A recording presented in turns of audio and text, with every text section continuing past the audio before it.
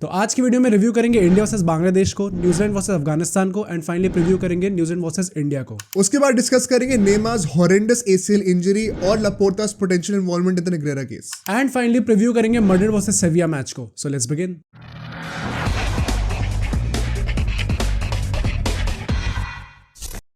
तो भाई world cup की बात करते हैं स्टार्टिंग से ही। फिर से इंडिया जीत गई है एंड न्यूजीलैंड का मैच भी आई थिंक काफ़ी एंटरटेनिंग था। एंड पूरे वर्ल्ड कप का जो टेबल देखें इस टाइम पे तो वो भी काफ़ी ज़्यादा कंफ्यूजिंग लग रही है। वी डोंट रियली नो कि कौन अल्टीमेटली टॉप 4 में जाने वाला है। तो let's start with the first match जो कि हुआ था न्यूजीलैंड वर्सेस अफगानिस्तान से बात करते हैं। What do you have to say about that?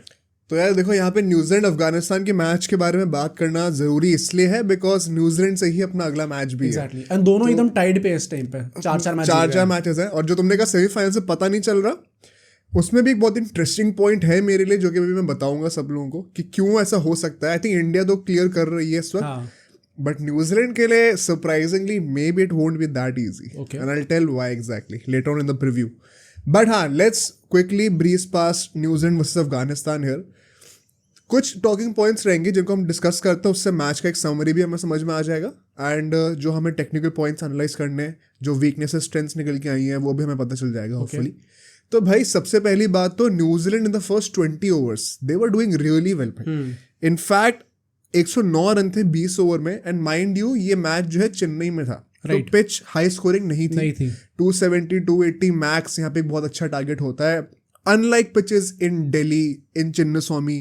अभी जो हमने कहाँ देखा था मैच, अभी इंडिया मोटेरा में भी तो मोटेरा राइट विद पाकिस्तान, तो यहाँ पे हाई स्कोरिंग टोटल सपोर्ट कर रही भी है पिच, बट चेन्नई में भी नो कि यूजुअली ऐसा नहीं होता है। तो कंसिडरिंग दैट इतनी अच्छी रन रेट पर चलना बहुत सही था और सिर्फ एक ही विकेट गिरा हुआ था वहाँ पे। बट उसके बाद in a space of 9 deliveries 3 wicket गिर जाते हैं भाई और एकदम से 109 पे ये लोग 1 विकेट डाउन थे, 110 पे लोग 4 हो गए थे। तो एकदम से टर्न अराउंड हुआ था स्पिन के अगेंस्ट। यहाँ पे स्पिन भी क्या, मतलब मीडियम पेसर भी था उनका वो, बट ठीक है, मतलब बहुत ज़्यादा एक्सप्रेस पेस नहीं थी टू से द लीस्ट। बट इसमें एक बात दिमाग में रखने वाली ये है कि गाइज लाइक अपना मुजीब या राशिद अगर ये चले भी हैं इफ एट ऑल, तो फिर ये इसीलिए है क्योंकि यहाँ पे चेन्नई की पिच सपोर्ट भी कर रही थी। धर्मशाला में अभी इंडिया से मैच होगा तो हमको उसी के कॉन्टेक्स्ट में लेके ये भी डिस्कस करेंगे। वहाँ पे हमें ये चीज़ उतना देखने को मिलेगा नहीं, ये फैक्टर उतना देखने को नहीं मिलेगा। So all in all I would say कि यहाँ पे एक बहुत अच्छा मिडिल ऑर्डर कोलैप्स हुआ था फॉर अफगानिस्तान, उसके पॉइंट ऑफ व्यू से मैं कहूँ तो। बट यहाँ पे हमें एक और स्ट्रेंथ निकल के आई न्यूजीलैंड की, which I think is very commendable and needs to be discussed much more. Tom Latham और ग्लेन फिलिप्स से जिस तरीके से स्पिन को हैंडल करा है ना, मतलब केन विलियमसन की एब्सेंस इतनी ज्यादा हर्ट क्यों करने वाली थी न्यूजीलैंड को, because he is the most seasoned batter in Indian conditions as far as सारे न्यूजीलैंड के प्लेयर्स जो concern. He knows how to ace spin. मुझे याद है जब उसने डेब्यू किया था अपना टेस्ट मैचेस में, इंडिया में ही करा था उसने, आई थिंक उसने सेंचुरी मारी थी शायद पहले मैच में, if I am not wrong. तो मतलब हाई क्वालिटी स्पिन को कैसे टैकल करना है, उसका टेम्परामेंट भी उस टाइप का है। जो अंदर टेस्ट मैच में अच्छा खेलता है वो ऐसी टेस्टिंग कंडीशंस में भी अच्छा खेल लेता है यूजुअली। तो एज अ कैप्टन तो कमी होने ही वाली थी for sure, but as a very good player of spin भी उसकी कमी होने वाली थी इन माय ओपिनियन। उस चीज़ को काफ़ी हद तक टैकल करा है टॉम लेथम और ग्लेन फिलिप्स ने, जिस तरीके से इस मैच में बैटिंग करी है। एंड कई लोग कहिए कि अफगानिस्तान के साथ मैच था, क्या ही इतना क्वालिटी टेस्टिंग हुई है, बट उनके स्पिनर्स फिर भी वर्ल्ड क्लास हैं। क्योंकि चेन्नई में मैच था, प्लस उनके स्पिनर्स भी काफ़ी अच्छे हैं एंड उनके स्पिनर्स ने इंडिया में भी काफ़ी अच्छा करा हुआ है। तो आई थिंक टेस्ट तो था ही बैट्समैन के specifically. But in saying that इसमें एक और कैच ये भी है कि अफगानिस्तान ने न्यूजीलैंड की बहुत हेल्प भी करी इस मामले में, बिकॉज 5 कैचेस छूटे और एक रनआउट भी चांस का छूटा था जो ये रनआउट हो सकता था।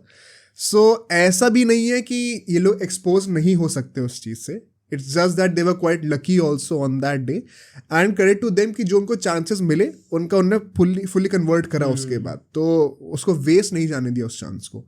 There was this stat, I'm not really sure if it is correct or not, something on the lines की जिन लोगों का कैच छूटा है ना, उन लोगों ने कैच छुड़वाने के बाद कलेक्टिवली 100 से ऊपर रन मारे। अच्छा और अल्टीमेटली अफगानिस्तान कुछ 130 कुछ रन से हारी।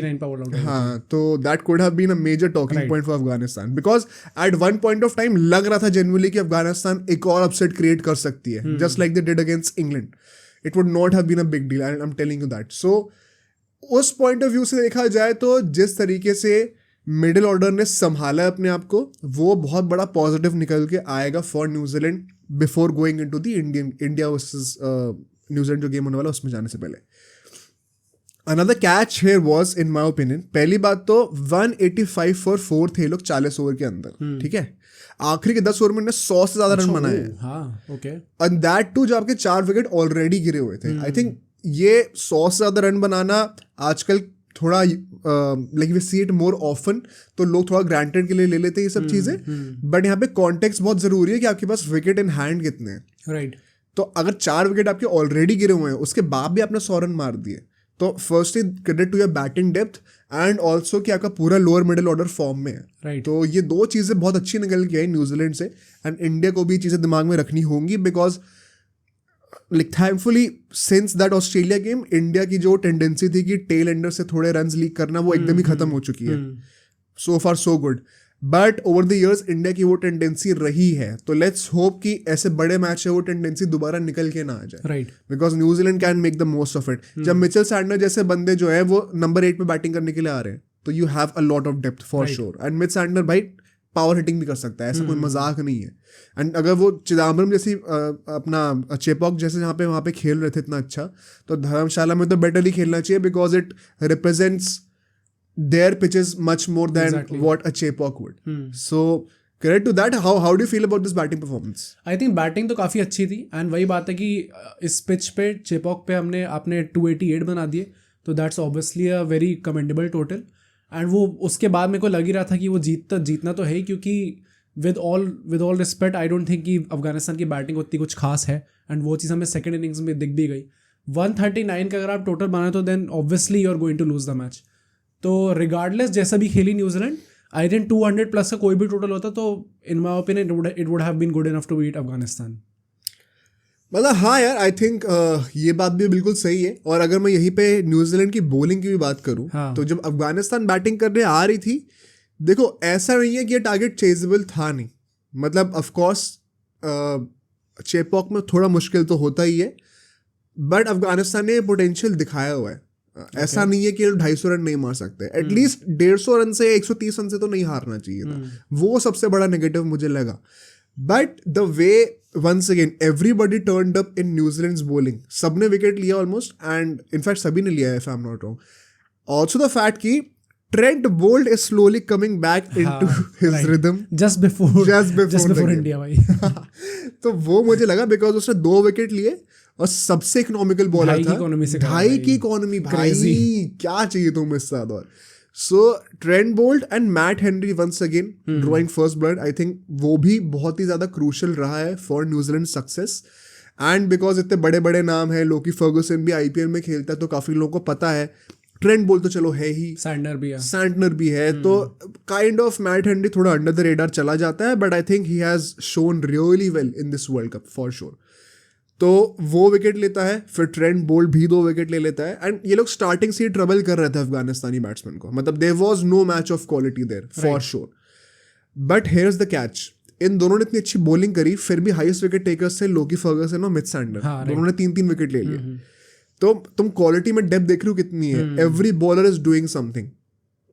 यहाँ पे जो एक चीज पोटेंशियली इंडिया के लिए अच्छी हो सकती है कि रचिन रविंद्र और ग्लेन फिलिप्स, वो उनके 5th और 6th बॉलर्स हैं. उसको भी हम लोग डिस्कस करेंगे और जब हम प्लेइंग 11 बनाने की कोशिश करेंगे. बट हाँ, वो हमारा टारगेट बॉलर्स हो सकते हैं बिकॉज ये पहले के 4 bowlers they look really well right now. So interesting होगा देखने में कि कैसा चलता है मैच.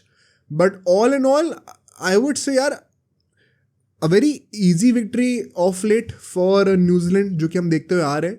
ऐसा क्यों हो रहा है ये भी आई थिंक इसके पीछे एक रीजन है, जो कि मैं प्रीव्यू में डिस्कस करूंगा. Okay, but as of now यार अच्छी बात ये है न्यूजीलैंड 4 मैच जीत चुकी है, उनके लिए तो काफी अच्छा है.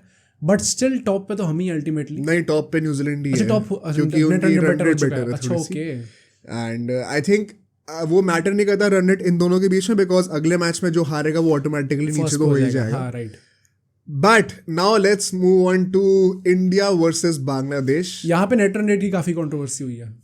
रियली? चलो वो डिस्कस करते हैं अभी. But coming on to the game first, देखो going into the game I think favourites हम ही थे. एंड जितने भी लोग जबरदस्ती सर्कुलेट कर रहे थे वो कि अभी 2 अपसेट्स हो चुके हैं और अब हमारी बांग्लादेश से है मैच, क्या हमारा अपसेट होगा. आई थिंक वो सब थोड़ा अननेसेसरी था बिकॉज लेट्स बी ऑनेस्ट यार, India is right now too strong for a team like Bangladesh. It is not fair to them also कि हम एक्सपेक्ट करें कि ये लोग अपसेट क्रिएट करेंगे. इंडिया एट होम खेल रही है. तो भाई यहाँ पे पहली बात तो पुणे की पिच थी which as you predicted pace friendly होने वाली थी and really good for batting. I think यहाँ पे 350 रन तो बनने चाहिए थे. ओके, आई नो मैं कितना कैजुअली कह रहा हूँ 350 रन बनने चाहिए थे, बट आजकल के स्टैंडर्ड ही ऐसे हैं यार, क्या करें. Specially when you have a batting lineup of the calibre of India जो कि चेस करने वाले हैं, तो तुम्हें you want to have a lot of runs on the board. और यहाँ पे हम देखते हैं कि बांग्लादेश टॉस जीत के बैटिंग करती है पहले, which was quite surprising for me personally, because Rohit Sharma ने कहा हमें बॉलिंग ही करनी थी, which was also quite surprising for me, क्योंकि मुझे लगा कि अच्छा रोहित शर्मा बिल्कुल भी टेस्ट करने के मूड में नहीं है. Exactly, he is fully focus on every game कि हमें जीतना ही जीतना है. एक भी गेम में भी दिख जा रही ना वो चीज. हाँ, लाइनअप में कोई चेंज नहीं. मुझे लगा था, हमने प्रीव्यू में डिस्कस किया था लास्ट पॉडकास्ट में कि कैसे शायद थोड़े लोगों को रेस्ट करा सकते हैं वो लोग. ऑल्दो हार्दिक पांड्या की अल्टीमेटली इंजरी भी होती है, तो it kind of also was proven correct. But ठीक है, मैं इस चीज़ को क्रिटिसाइज नहीं कर सकता, क्योंकि if they are taking every opponent very seriously, you have to appreciate that. Either way it's not like कि प्लेयर्स को रेस्ट नहीं मिला हुआ है इससे पहले, वर्ल्ड कप से पहले. बट वही बात है ना कि we still have to like, वो ना बहुत थिन रोप है मेरे ओपिनियन में. Okay. कि कब आप रेस्ट दो और कब आप हर टीम को सीरियसली लो, बिकॉज इतना बड़ा टूर्नामेंट है कि you might want to rest a few people. क्योंकि अब अगले 2 मैचेस जो है न्यूजीलैंड और इंग्लैंड से है, ऑल दो बीच में 1 हफ्ते का गैप भी है. सो न्यूजीलैंड वाला मैच अगर हम लोग निकाल लेते हैं successfully, no complaints at all. But अगर हम लोग हार जाते हैं और हार्दिक पांड्या की कमी कहीं ना कहीं दिखती है, if at all he does not play, तो वो थोड़ी सी चुभेगी वो बात. Right. But still I would say on the face of it credit to Rohit Sharma and Rahul Dravid कि वो लोग हर मैच को सीरियसली ले रहे हैं, और जो काइंड ऑफ टैक्टिकल प्रिपरेशन दिख रही है हर मैच की, वो बहुत कमेंडेबल लगा मुझे. सो यहाँ पे भाई कोई चेंजेस नहीं होते. सरप्राइजिंगली फॉर बांग्लादेश अपना तस्किन नहीं खेल रहा था, एंड शाकिब अल हसन भी वॉज नॉट फिट, क्योंकि मुझे लगता है वही बात थी कि खिला तो सकते हैं if you want to, but अभी इसके बाद 5-6 मैचेस और बचे हैं. तो तुम्हें लंबा पिक्चर लेके चलना, बिग पिक्चर लेके चलना दिमाग में, या फिर अभी बस इंडिया के अगेंस्ट जीतना वो सोच के चलना है. तो आई थिंक वो भी एक वाइज डिसीजन था on the part of Bangladeshi management. So won't really criticise them on that. Sensible चीज करी उन लोगों ने. अब यहाँ पे अगर हम लोग बात करें पहली इनिंग की, देखो पहले के 5 ओवर में सिर्फ 10 रन आए थे बांग्लादेश के. Okay. सिर्फ 10 रन, 2 रन पर ओवर की इकोनॉमी से. But by the end of the 10th over 63 run हो चुके थे, विच मीन्स आखिरी के 5 ओवर में पावर प्ले के, पहले पावर प्ले के 53 रन आए थे.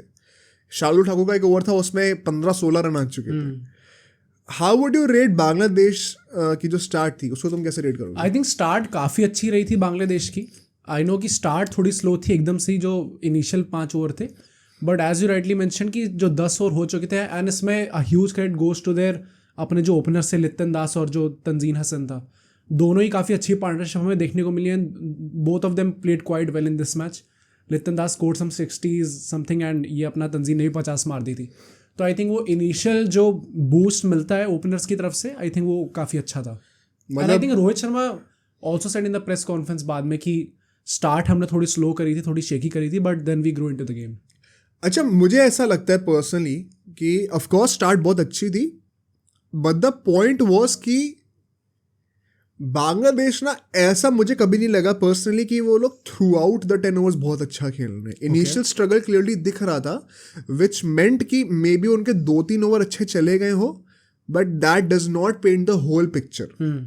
कि just because of that those 2-3 overs आप ये नहीं कह सकते कि पूरा का पूरा पावर प्ले में वो डोमिनेट कर रहे थे. बिकॉज इसलिए मैंने ब्रेक डाउन दिया कि पहले के 5 ओवर में सिर्फ 10 रन आए थे. एंड अगर यहाँ पे मान लो 1 विकेट गिर जाता, तो ऑल ऑफ अ सडन ये स्कोर जो है वो इंडिया के लिए बहुत अच्छा लग रहा होता, because as I said before, ये पिच 350 रन की थी. Right. Which means 7 run an over, which means 70 run in the power play. So अगर तुम वैसे मैथमेटिकली ब्रेक डाउन करना शुरू कर दोगे ना, तो तुम्हें पता चलेगा कि कौन कहाँ स्टैंड करता था. बट नॉनदलेस बांग्लादेश के हिसाब से बहुत अच्छी स्टार्ट थी for sure.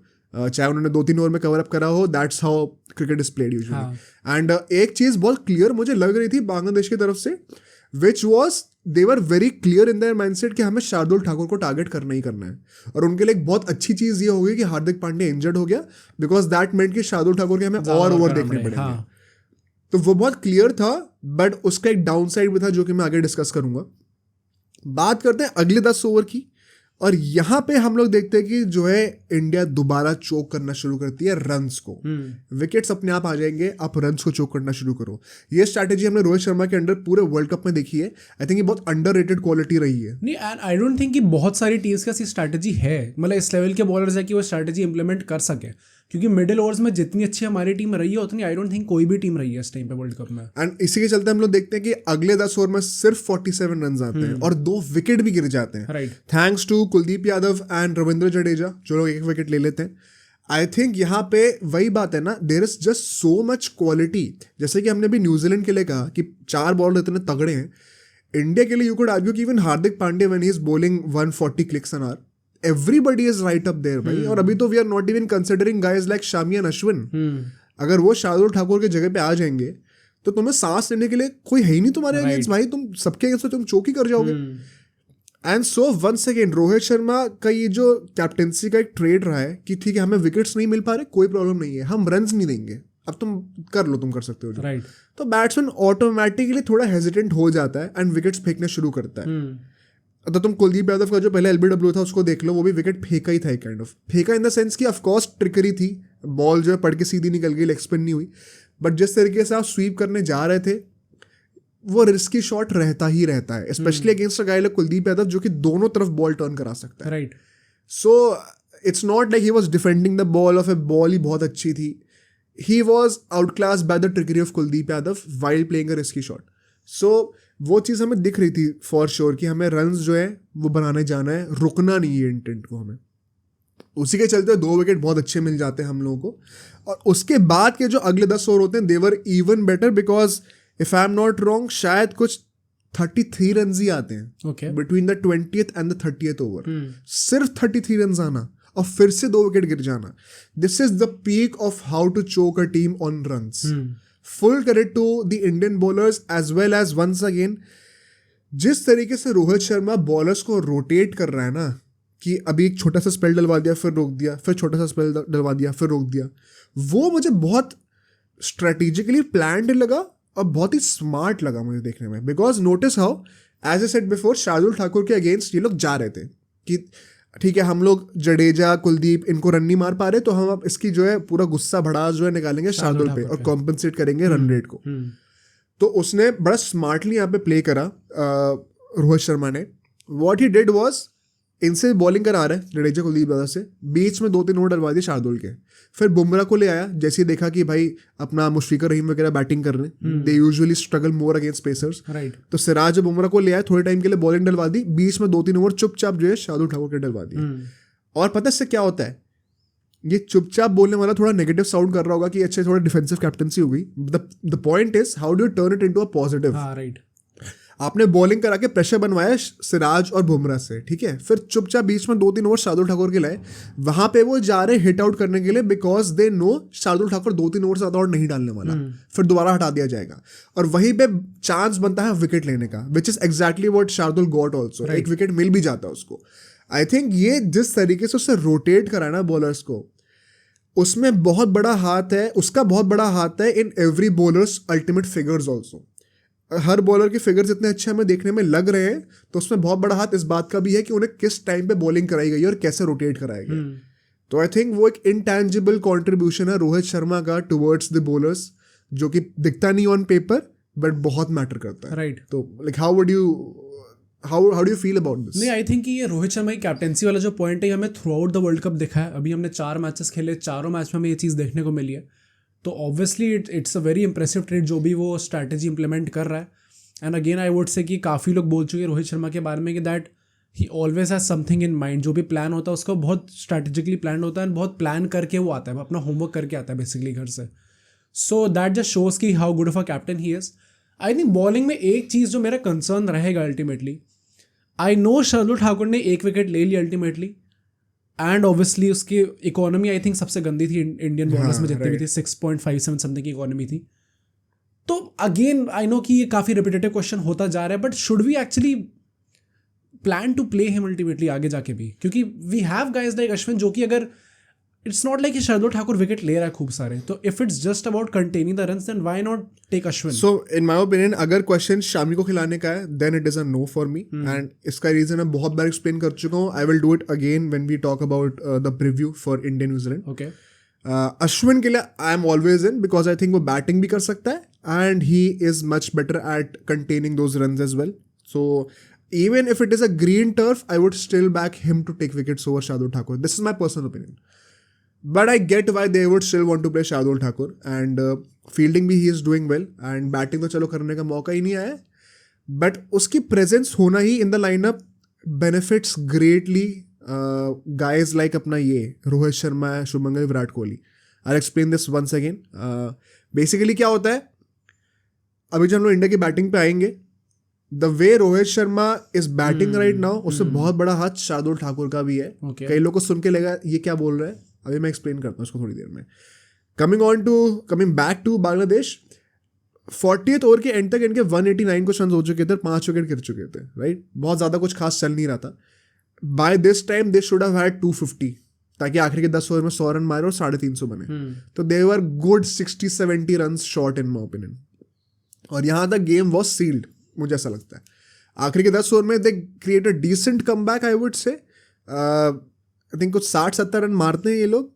I think 63 run मारे थे if I am not wrong. उससे बुमराह की लास्ट बॉल पर छक्का भी मार दिया था. हाँ, उसमें मुशफिकुर रहीम और जो अपना महमूदुल्लाह था उनने काफी अच्छा परफॉर्म किया. 67 रन मारे थे शायद. Okay, and good comeback bye them. थोड़ा एक्सपीरियंस दिखा महमूदुल्लाह का भी वहाँ पर.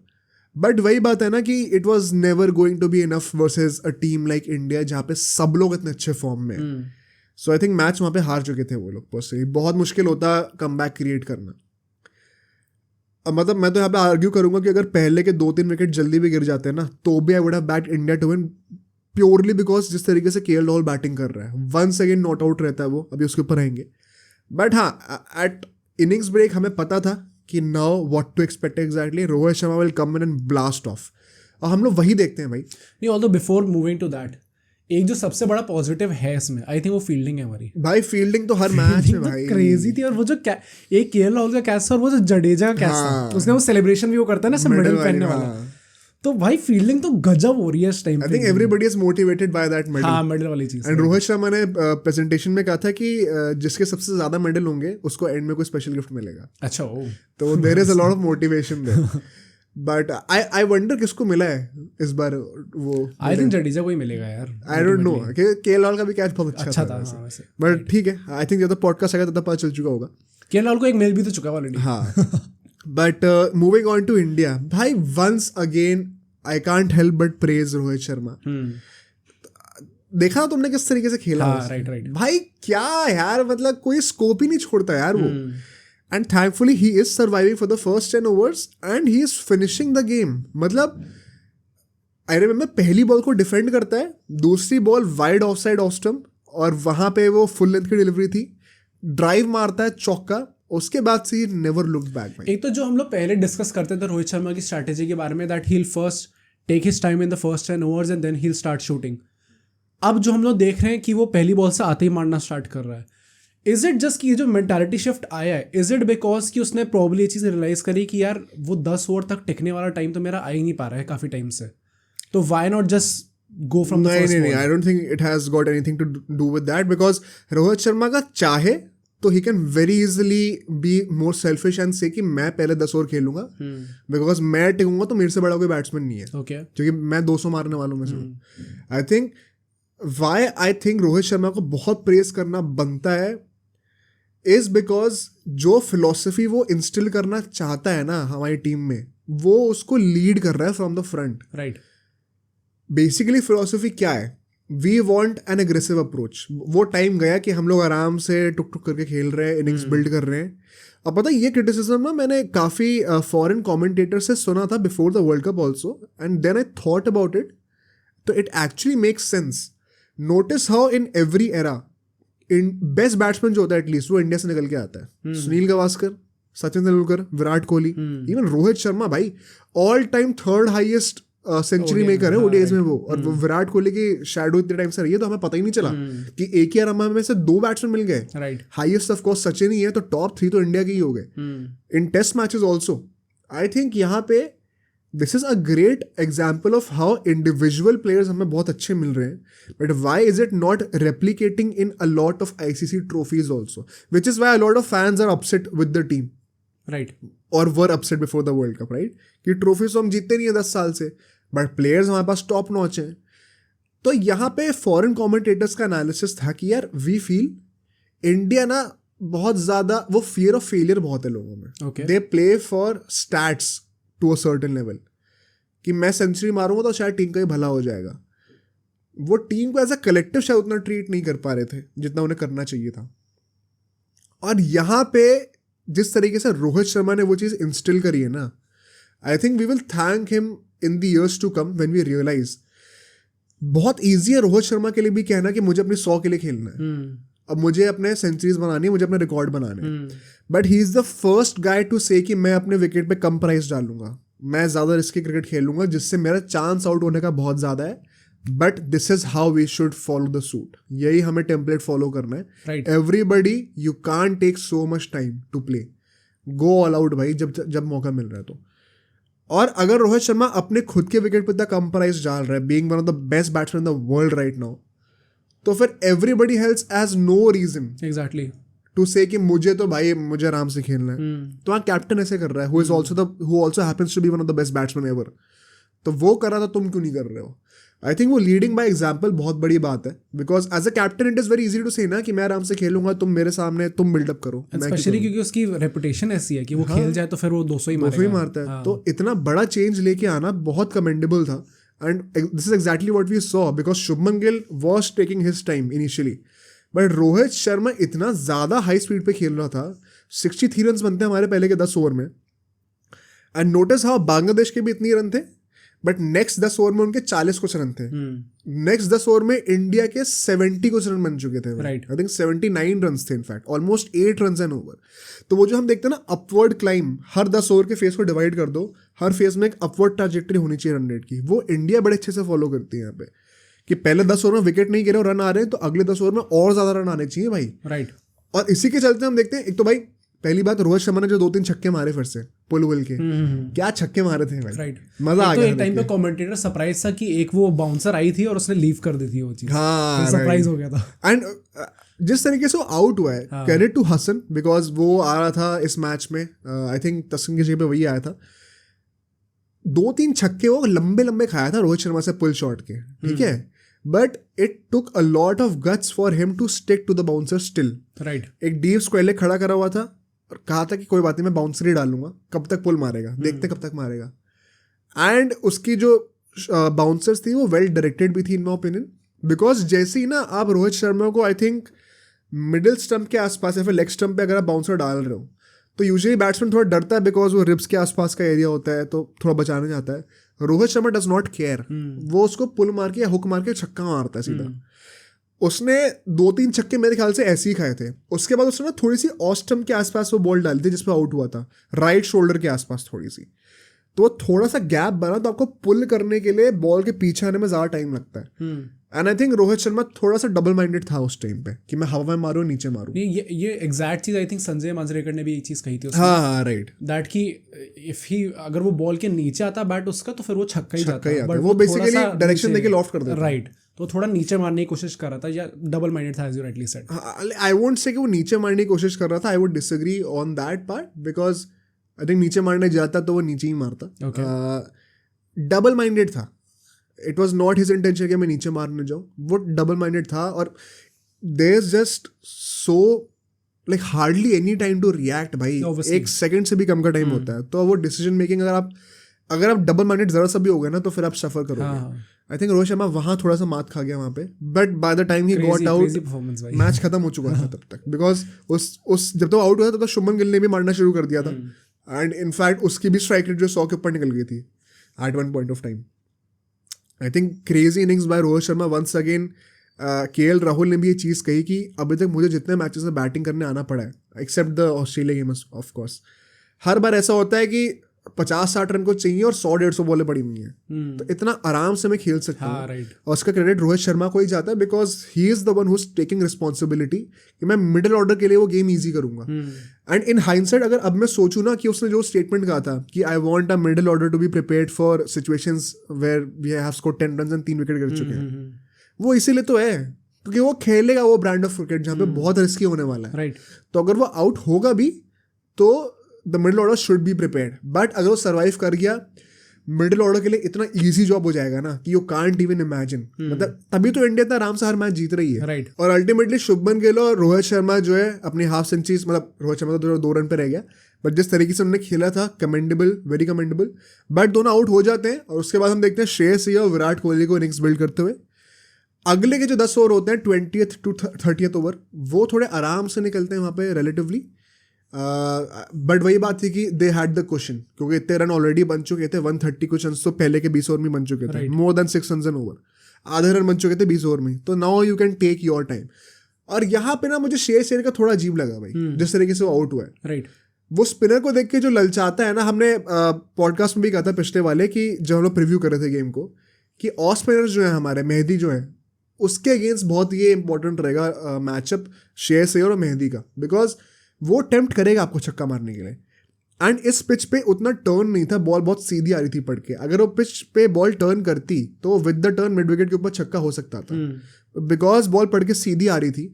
आई थिंक सीधा छक्का मारने जाता तो ज़्यादा बेटर रहता वो। Same mistake I think Gill ने भी करी थी, बट गिल ने 50 मारी थी भाई। Right. Shreyas Iyer you know you have to be in form right now, आपने क्यों ऐसा शॉट खेला भाई, थोड़ा डिसअपॉइंटिंग लगा मुझे। एंड बहुत नीडलेस था, एंड अपने ही पॉइंट्स कम कर रहा है इन अ वे, बिकॉज एक तो in an ideal situation would you से कि इस टाइम पे किशन को स्टार्ट कराना चाहिए? Like I would be tempted to have always said this कि मैं पर्सनली किशन को स्टार्ट कराऊंगा, but I get why Shreyas Iyer को भी बैक कर रहे हैं, बिकॉज क्वालिटी तो बहुत है यार, चाहे तुम कुछ भी कह लो, but he has to replicate that on the pitch as well. मेरा मेन कंप्लेंट वही है। एंड अल्टीमेटली वो आउट होता है 19-20 रन पे, और फिर केएल राहुल आता है। भाई full credit to KL Rahul once again, 34 run मारता है 34 बॉलों में, 100 की स्ट्राइक रेट चल रही है, very good by the way, but it never look like he was trying too hard. Right. ये इस पूरे वर्ल्ड कप का सबसे बड़ा positive as far as KL Rahul is concern मेरे लिए यही है, he is scoring runs without seeming as if he is putting in a lot of effort, और आपकी फिर भी 100 के आसपास की स्ट्राइक रेट हो रही है। इससे बेटर आप क्या चाहते हो from a middle order batsman? Ideal template दिखा रहा है वो।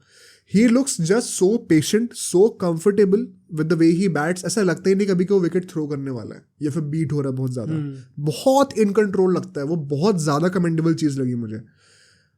As opposed to Virat Kohli जो कि वहाँ पे अपना रन बनाया जा रहा था, क्विक सिंगल्स ले रहा था, बढ़िया चल रहा था उसका, 50 मारता था ultimately. And when he was on 80 runs तब इंडिया को 20 रन चाहिए थे एग्जैक्टली, और फिर जो तरीके का एक्सेलरेशन आता है एकदम से कि भाई ठीक है 20 रन रह गए, 100 चाहिए। एंड केएल राहुल भाई full shot out once again, कितना सेल्फलेस था कि वो सिंगल्स ही नहीं ले रहा था। एंड उसने पोस्ट मैच कॉन्फ्रेंस में कहा था कि कोहली ने उससे आके ये बात कही थी कि I don't want to look like I am being too selfish because it's a world cup game and it's the biggest stage there is in world cricket. So KL Rahul ने वही कहा कि I was not going to take singles anyway, I wanted him to score the century. मैं भी same situation में रहा था of late, तो I wanted him to get that 100। It is very good to see that camaraderie in the dressing room also, कि लोग दूसरे के लिए चाहते हैं। ये सेम चीज़ हमें फैंस के थ्रू रेप्लिकेट होते हुए नहीं दिख रही। Like throughout Twitter, throughout the social media, काफ़ी लोगों ने क्रिटिसाइज करा है इस चीज़ को that he was playing for his century. ना नहीं पता, इसमें मेरे पास 2 ओपिनियन है कि चलो खेल रहा है तो what's the problem in it, क्योंकि as KL Rahul himself said, I am quoting that they were winning comfortably. अगर वो सेंचुरी कंप्लीट कर रहा है एंड अल्टीमेटली जिस तरीके उसका सेलिब्रेशन था, we all kind of know कि what it meant for him. उसने ultimately post match press conference में भी ये चीज़ कही थी कि मैंने 50 तो बहुत मारी है वर्ल्ड कप में, बट मैं वो 100 में कन्वर्ट नहीं कर पाया हूँ काफ़ी बार, तो इट वॉज गुड कि मैंने फाइनली ये चीज़ कर ली। अगर ये चीज़ आ भी रही है एंड यहाँ पे काफी लोग कहेंगे नेट रन रेट वाला सीन हो जाता है, जल्दी जल्दी खेलना चाहिए था, but that is a point. वो अल्टीमेटली नेट रन रेट उसने अच्छा ही करके गया, वो जिस तरीके से उसने 20 रन मारे हैं वो बहुत हाई रेट पे मारे और प्लस 100 से ऊपर की स्ट्राइक रेट ही खेला है भाई अल्टीमेटली। तो I don't see any problem with it कि क्यों लोग इस चीज को क्रिटिसाइज कर भी रहे हैं। एक्चुअली एक चीज ही ऐसी है कि नेचुरली सबसे बड़ा रिस्पॉन्स क्रिटिसाइज करने का ही होगा, but as long as you are not hurting the team. मैं वही बात है ना, अगर वो कहता है कि मेरे पास 10 ओवर पड़े, अब ये 20 रन सिर्फ मैं ही मारूंगा और पूरे 10 ओवर लूंगा, तो बहुत बड़ी प्रॉब्लम होती है। बट अगर वो 1-2 ओवर के अंदर ही खत्म कर दे रहा है उस चीज को तो रन रेट का भी कोई इशू नहीं है। ऑल्दो हैविंग सेड दैट, एक बहुत फनी मोमेंट था, बांग्लादेश ने वाइड डालनी स्टार्ट कर दी भाई भाई साहब कैसे भाई, कितना गंदा, कोई स्पोर्ट्समैन स्पिरिट नहीं है क्या बिल्कुल भी। एंड बात वही है कि क्या जानबूझ के कर रहे थे या फिर गलती से हो गया, but I am force to at least जो स्पिनर ने जो डाली थी वो उसका रिएक्शन देखा था कोहली का? हाँ, ऐसे पलट के देख रहा था भाई, क्या भाई, क्या तो वाइड नहीं थी, हाँ, अंपायर ने वाइड नहीं थी, क्यों नहीं थी भाई वाइड, मुझे समझ में नहीं आया। वो दे दो, सिटीजनशिप दे दो इंडिया को गजब। क्योंकि it was a bit weird, wide होनी चाहिए थी ideally. I don't see no reason why वो वाइड नहीं दी गई। The only possible reason could be कि स्पिरिट ऑफ द गेम के अगेंस्ट था and so umpire did not want to promote it, तो वो उसके राइट्स में है, इससे शायद उसने वाइड नहीं दी उस चीज को। And good for Virat Kohli because उसने छक्का मार दिया फिर और सेंचुरी कंप्लीट कर ली। Good calculation by him as well, because यहाँ पे the way he has accelerated from 80 runs to 100 runs, और जिस तरीके से उसने पूरी सेंचुरी पेस करी है ना, वो that is a template that should be admired and followed by every budding cricketer in my opinion. आपको 100 मारने के लिए ना सिर्फ रन ही नहीं मारने होते, किस स्पेस पे रन मारने और कैसे इनिंग्स को स्पेस आउट करना है, वो आर्ट बहुत जरूरी है। तो वो आई थिंक बहुत कमेंडेबल लगा मुझे इस इनिंग्स को देखकर। एंड इसी के चलते हुए भाई India another game in the bag, 4 out of 4 right now. 5 match बचे हैं, 2 जीतने हैं कम से कम, 3 जीतेंगे तो क्वालिफाई कर ही जाएंगे। एंड एक नीदरलैंड से ही मैच है, तो I am backing us to win the games for sure. But now coming on to the big game, the match भाई, India versus New Zealand. Let's talk about this preview first. दोनों teams अभी तक की top teams चल रही हैं, 100% record है। Finally Sunday को आके एक टीम का 100% रिकॉर्ड टूटेगा and only one team will be left after 5 games, जो कि पांचों के पांचों मैच जीती हुई है। आई थिंक इनमें से जो भी टीम मैच जीतेगी they could be the first team to qualify also for the semifinals. Right, अब यहाँ पे let's start with the toss and the conditions, ठीक है, and then will come on to playing 11, prediction, की battle, सब discuss करेंगे। पहली बात तो धर्मशाला में मैच होने वाला है। अब on the face of it सबको लगेगा ओके, ग्रीन पिच, ठंडा मौसम, अच्छा पेसर्स के लिए होने वाला है, फॉर श्योर ये सब चीज़ें हैं, बट एक डबल फेस नेचर हमें देखने को मिला है वहाँ की पिच का। Why do I say that? हमने पहले वाले पॉडकास्ट में भी कई बार डिस्कस करा हुआ है कैसे इस टाइम ऑफ द ईयर में, अक्टूबर नवंबर के टाइम पे, यूजुअली धर्मशाला में जितनी बारिश होती है उससे 48% ज़्यादा बारिश हुई है इस साल। राइट, विच मीन्स कि जो आउटफील्ड है वहाँ पे घास के अंदर जो मिट्टी है नीचे की वो बहुत गीली है, इसीलिए हम लोग देख रहे हैं कितने लोगों का पैर फंस जा रहा है, वही रीज़न है इस चीज़ का। ऑल्सो पिच पे भी थोड़ी डैम्पनेस रहेगी, विच इज़ वाई वी सी कि जो यूजुअली थोड़ा ग्रीन टिंज होता है ना पिच पे, जो ग्रीनिश एक कलर होता है थोड़ा सा, हमें थोड़ा ब्राउनिश कलर देखने को मिल रहा है, लाइट ब्राउन कलर से देखने को मिल रहा है। ऐसा क्यों देखने को मिल रहा है? बिकॉज घास काटी भी जा रही है and there is too much rain, which means कि मिट्टी थोड़ी गीली भी रहती है, ब्राउन रहती है थोड़ी सी, विच देयरफॉर मीन्स कि पहले के जो 10-15 ओवर होंगे, अगर आप पहले बैटिंग कर रहे हो, आपको बहुत कॉशियस होना पड़ेगा, बिकॉज वहाँ पे बॉलर्स के लिए कुछ ना कुछ रहेगा, बी इट द पेसर्स और द स्पिनर्स। तो यहाँ पे बाय नेचर, बाय डिफॉल्ट, अगर आप टॉस जीत रहे हो, मेरे ओपिनियन में बॉलिंग करनी चाहिए पहला रीज़न तो यही होगा जो मैंने कहा, थोड़ी डैम्पनेस होती है पिच पे। Second reason, under the lights due पड़ेगी और बारिश का भी फैक्टर हो सकता है, तो आपको डीएलएस मेथड के चलते हुए you want to be chasing. And third factor is India अभी तक अपने चारों के चारों मैच चेस करते हुए आई है, अब बहुत अच्छे से चेस करते हुए आ रही है।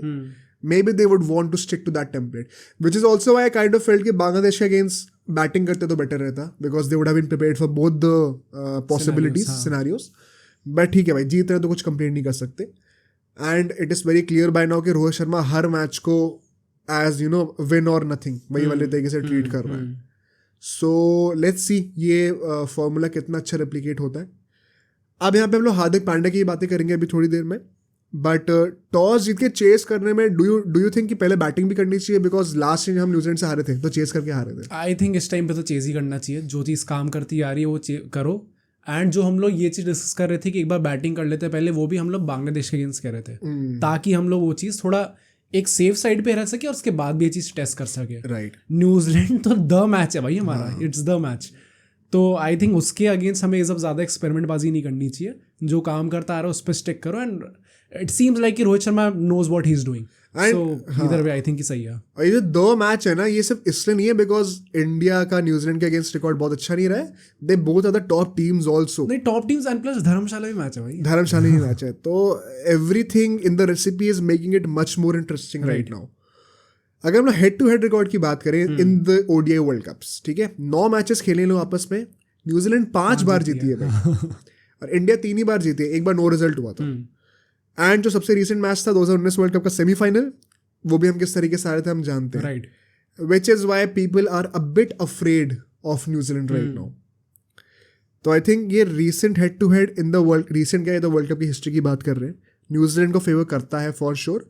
बट अगर हम रीसेंट हेड टू हेड की बात करें, जब इंडिया में अभी न्यूजीलैंड आई थी साल के स्टार्टिंग में, आई थिंक फरवरी की बात है या मार्च की बात है, फेब की बात है आई थिंक, तब इंडिया ने धोया था भाई, हर मैच में 350 के आसपास का टारगेट बन रहा था, राइट, एंड आई थिंक 3-0 हराया था शायद, if I am not wrong, सबने 100 भी मार दी थी उसमें। जिस तरीके से इंडिया ने धोया था उस टाइम पे ब्रेसवेल वगैरह भी थे, आई नो काफ़ी मेन प्लेयर्स नहीं थे उस टाइम पे, बट जैसे फॉर एग्जांपल विलियमसन तब भी नहीं था, अब भी नहीं होने वाला। तो रीसेंट फॉर्म तो इंडिया का बहुत अच्छा रहा है, और ऑल्सो वो सारे मैचेस इंडिया में हुए थे, तो we kind of can expect that template to be followed in this game also. So recent head to head India को फेवर करता है, बट वर्ल्ड कप में बिग स्टेजेस पे न्यूजीलैंड को फेवर करता है, तो आई थिंक यहाँ पे नेक टू नेक हो जाएगा ऑटोमेटिकली। बट अगर हम लोग यहाँ से प्लेइंग 11s की बात करना शुरू करें, and also before moving on to that, जो मैंने कहा था ना पॉडकास्ट के स्टार्टिंग में कि क्यों न्यूजीलैंड के लिए शायद उतना आसान ना हो क्वालिफाई करना as it is going to be for India, why do think do I say that, any guesses? क्यों ज़्यादा आसान ना हो, क्योंकि हो सकता है कि न्यूजीलैंड के जो इजी मैचेस थे वो अभी हो चुके हैं। एग्जैक्टली, मैं वही कहने वाला था। People are not realising the fact कि न्यूजीलैंड का पहला मैच चलो इंग्लैंड से था, अगले जो 3 मैच वो खेले हैं वो उनके ईजीएस्ट फिक्सचर्स थे अभी, सारे के सारे एक साथ हो गए। बांग्लादेश, नेदरलैंड्स, अफगानिस्तान, तीनों से लगातार मैच हुआ है, तो 4 में से 3 इजी मैच मिले उनको। अगले जो मैचेस हैं वो सारे के सारे लाइन से डिफिकल्ट बचे हुए हैं। इंडिया है, फिर ऑस्ट्रेलिया है, फिर आई थिंक साउथ अफ्रीका है, पाकिस्तान भी है, ये चारों तो लगातार खेलने वाले हैं लोग, फिर शायद लास्ट में श्रीलंका है। ओके, तो अगले 4 मैच लगातार हाई स्टेक्स मैच होने वाले हैं न्यूजीलैंड के लिए, एंड आई थिंक पूरे टूर्नामेंट में सबसे इजी स्टार्ट न्यूजीलैंड का रहा है। I would go as far as to say even that. So naturally 4 match जीतना बड़ी बात है, but you should know the context behind winning those 4 games. Right. On the other hand, India ने ऑस्ट्रेलिया को खेला है, पाकिस्तान को भी खेला है, बड़े मैचेस रहे हैं। हर टीम के साथ कम से कम 4 में से 2 मैच अच्छे लेवल के मैच रहे हैं, ठीक है। इट इज़ ओनली न्यूजीलैंड जिनको 3 बहुत ईजी मैचेस मिले हुए हैं, which is why we also see कितने बड़े मार्जिन से वो जीत रहे हैं। तो I know as Indian fans हम लोग थोड़ा डरे हुए हैं न्यूजीलैंड से, बट अगर उनके पर्सपेक्टिव से सोचा जाए तो उनके पास भी डरने के लिए बहुत कुछ है। India in India with the kind of form that they are in, चाहे बॉलिंग हो, चाहे फील्डिंग हो, चाहे बैटिंग हो, हर चीज़ में A1 है। Beating good teams as opposed to New Zealand जो कि थोड़ी ईजी टीम्स को बीट करके आ रही हैं। आई थिंक न्यूजीलैंड के पास भी काफ़ी कुछ कॉशियस होने के लिए है कि भाई इंडिया को लाइटली नहीं ले सकते। And so in saying that, I think अगर अब हम लोग प्लेइंग 11 की बात करें, keeping all of this in mind, conditions हो गया, टॉस हो गया, हेड टू हेड हो गया, recent record, this factor of you know playing poor teams और प्रॉपर टीम्स, इंडिया को क्या लाइनअप रखना चाहिए? बिकॉज हार्दिक पांड्या का भी still don't know, may be जब तक ये पॉडकास्ट रिलीज होगा तब तक रात तक हमें पता चल चुका होगा। ऑल्दो आई डाउट कि रात तक ही पता चलेगा, because they would wait till Sunday morning. Right, जैसे हमने शुभमन गिल के साथ देखा था, they would not want to reveal anyway कि खेल रहा है हार्दिक पांड्या की नहीं। अगर हार्दिक पांड्या खेलता है, आई थिंक सेम लाइनअप होगी, कोई चेंज नहीं होगा, विच मीन्स शार्दुल ठाकुर भी खेलेगा। As I said, Shardul Thakur की इंपॉर्टेंस क्यों है टीम में? The way Rohit Sharma is playing, the way Gill is playing, मैंने कहा था ना कि इसमें शार्दुल का बहुत बड़ा हाथ है। I explain it now. क्यों है? बिकॉज उतनी बैटिंग डेप्थ है, इसीलिए रोहित शर्मा उतना फ्रीली खेल सकता है। जिस दिन वो बैटिंग डेप्थ चली गई, रोहित शर्मा को खुद भी कॉशियस होना पड़ेगा। Although same batting depth Ashwin के साथ भी तो होगी। सो अश्विन के लिए मैं कुछ नहीं कह रहा हूँ, अश्विन का तो मैं चाहती हूँ कि वो खेले। मेरा पॉइंट है शामी के लिए। अच्छा, ओके। जो लोग कह रहे हैं कि शामी को खिलाओ, आई नो बॉलिंग हमारी बहुत ज़्यादा स्ट्रेंथन हो जाएगी उससे फॉर श्योर, बट हमारी बॉलिंग का जो परफॉर्मेंस है वो ऑलरेडी टॉप नॉच चल रहा है। तो why do you want to complicate it further?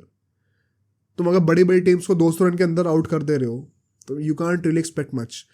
And because we know now, हमने बहुत डिटेल में बात करा रोहित शर्मा के अप्रोच के बारे में पिछले सेगमेंट में, कि रोहित शर्मा को ऐसे ही खेलना है, so he needs that depth in. भाई तुम्हें क्या लगता है पूरी दुनिया पलटी हुई है द्रविड़ और रोहित शर्मा के अगेंस्ट इस मामले में कि आप क्यों नहीं खिला रहे एक मेन बॉलर को नंबर 8 पे? वो फिर भी नहीं सुन रहे.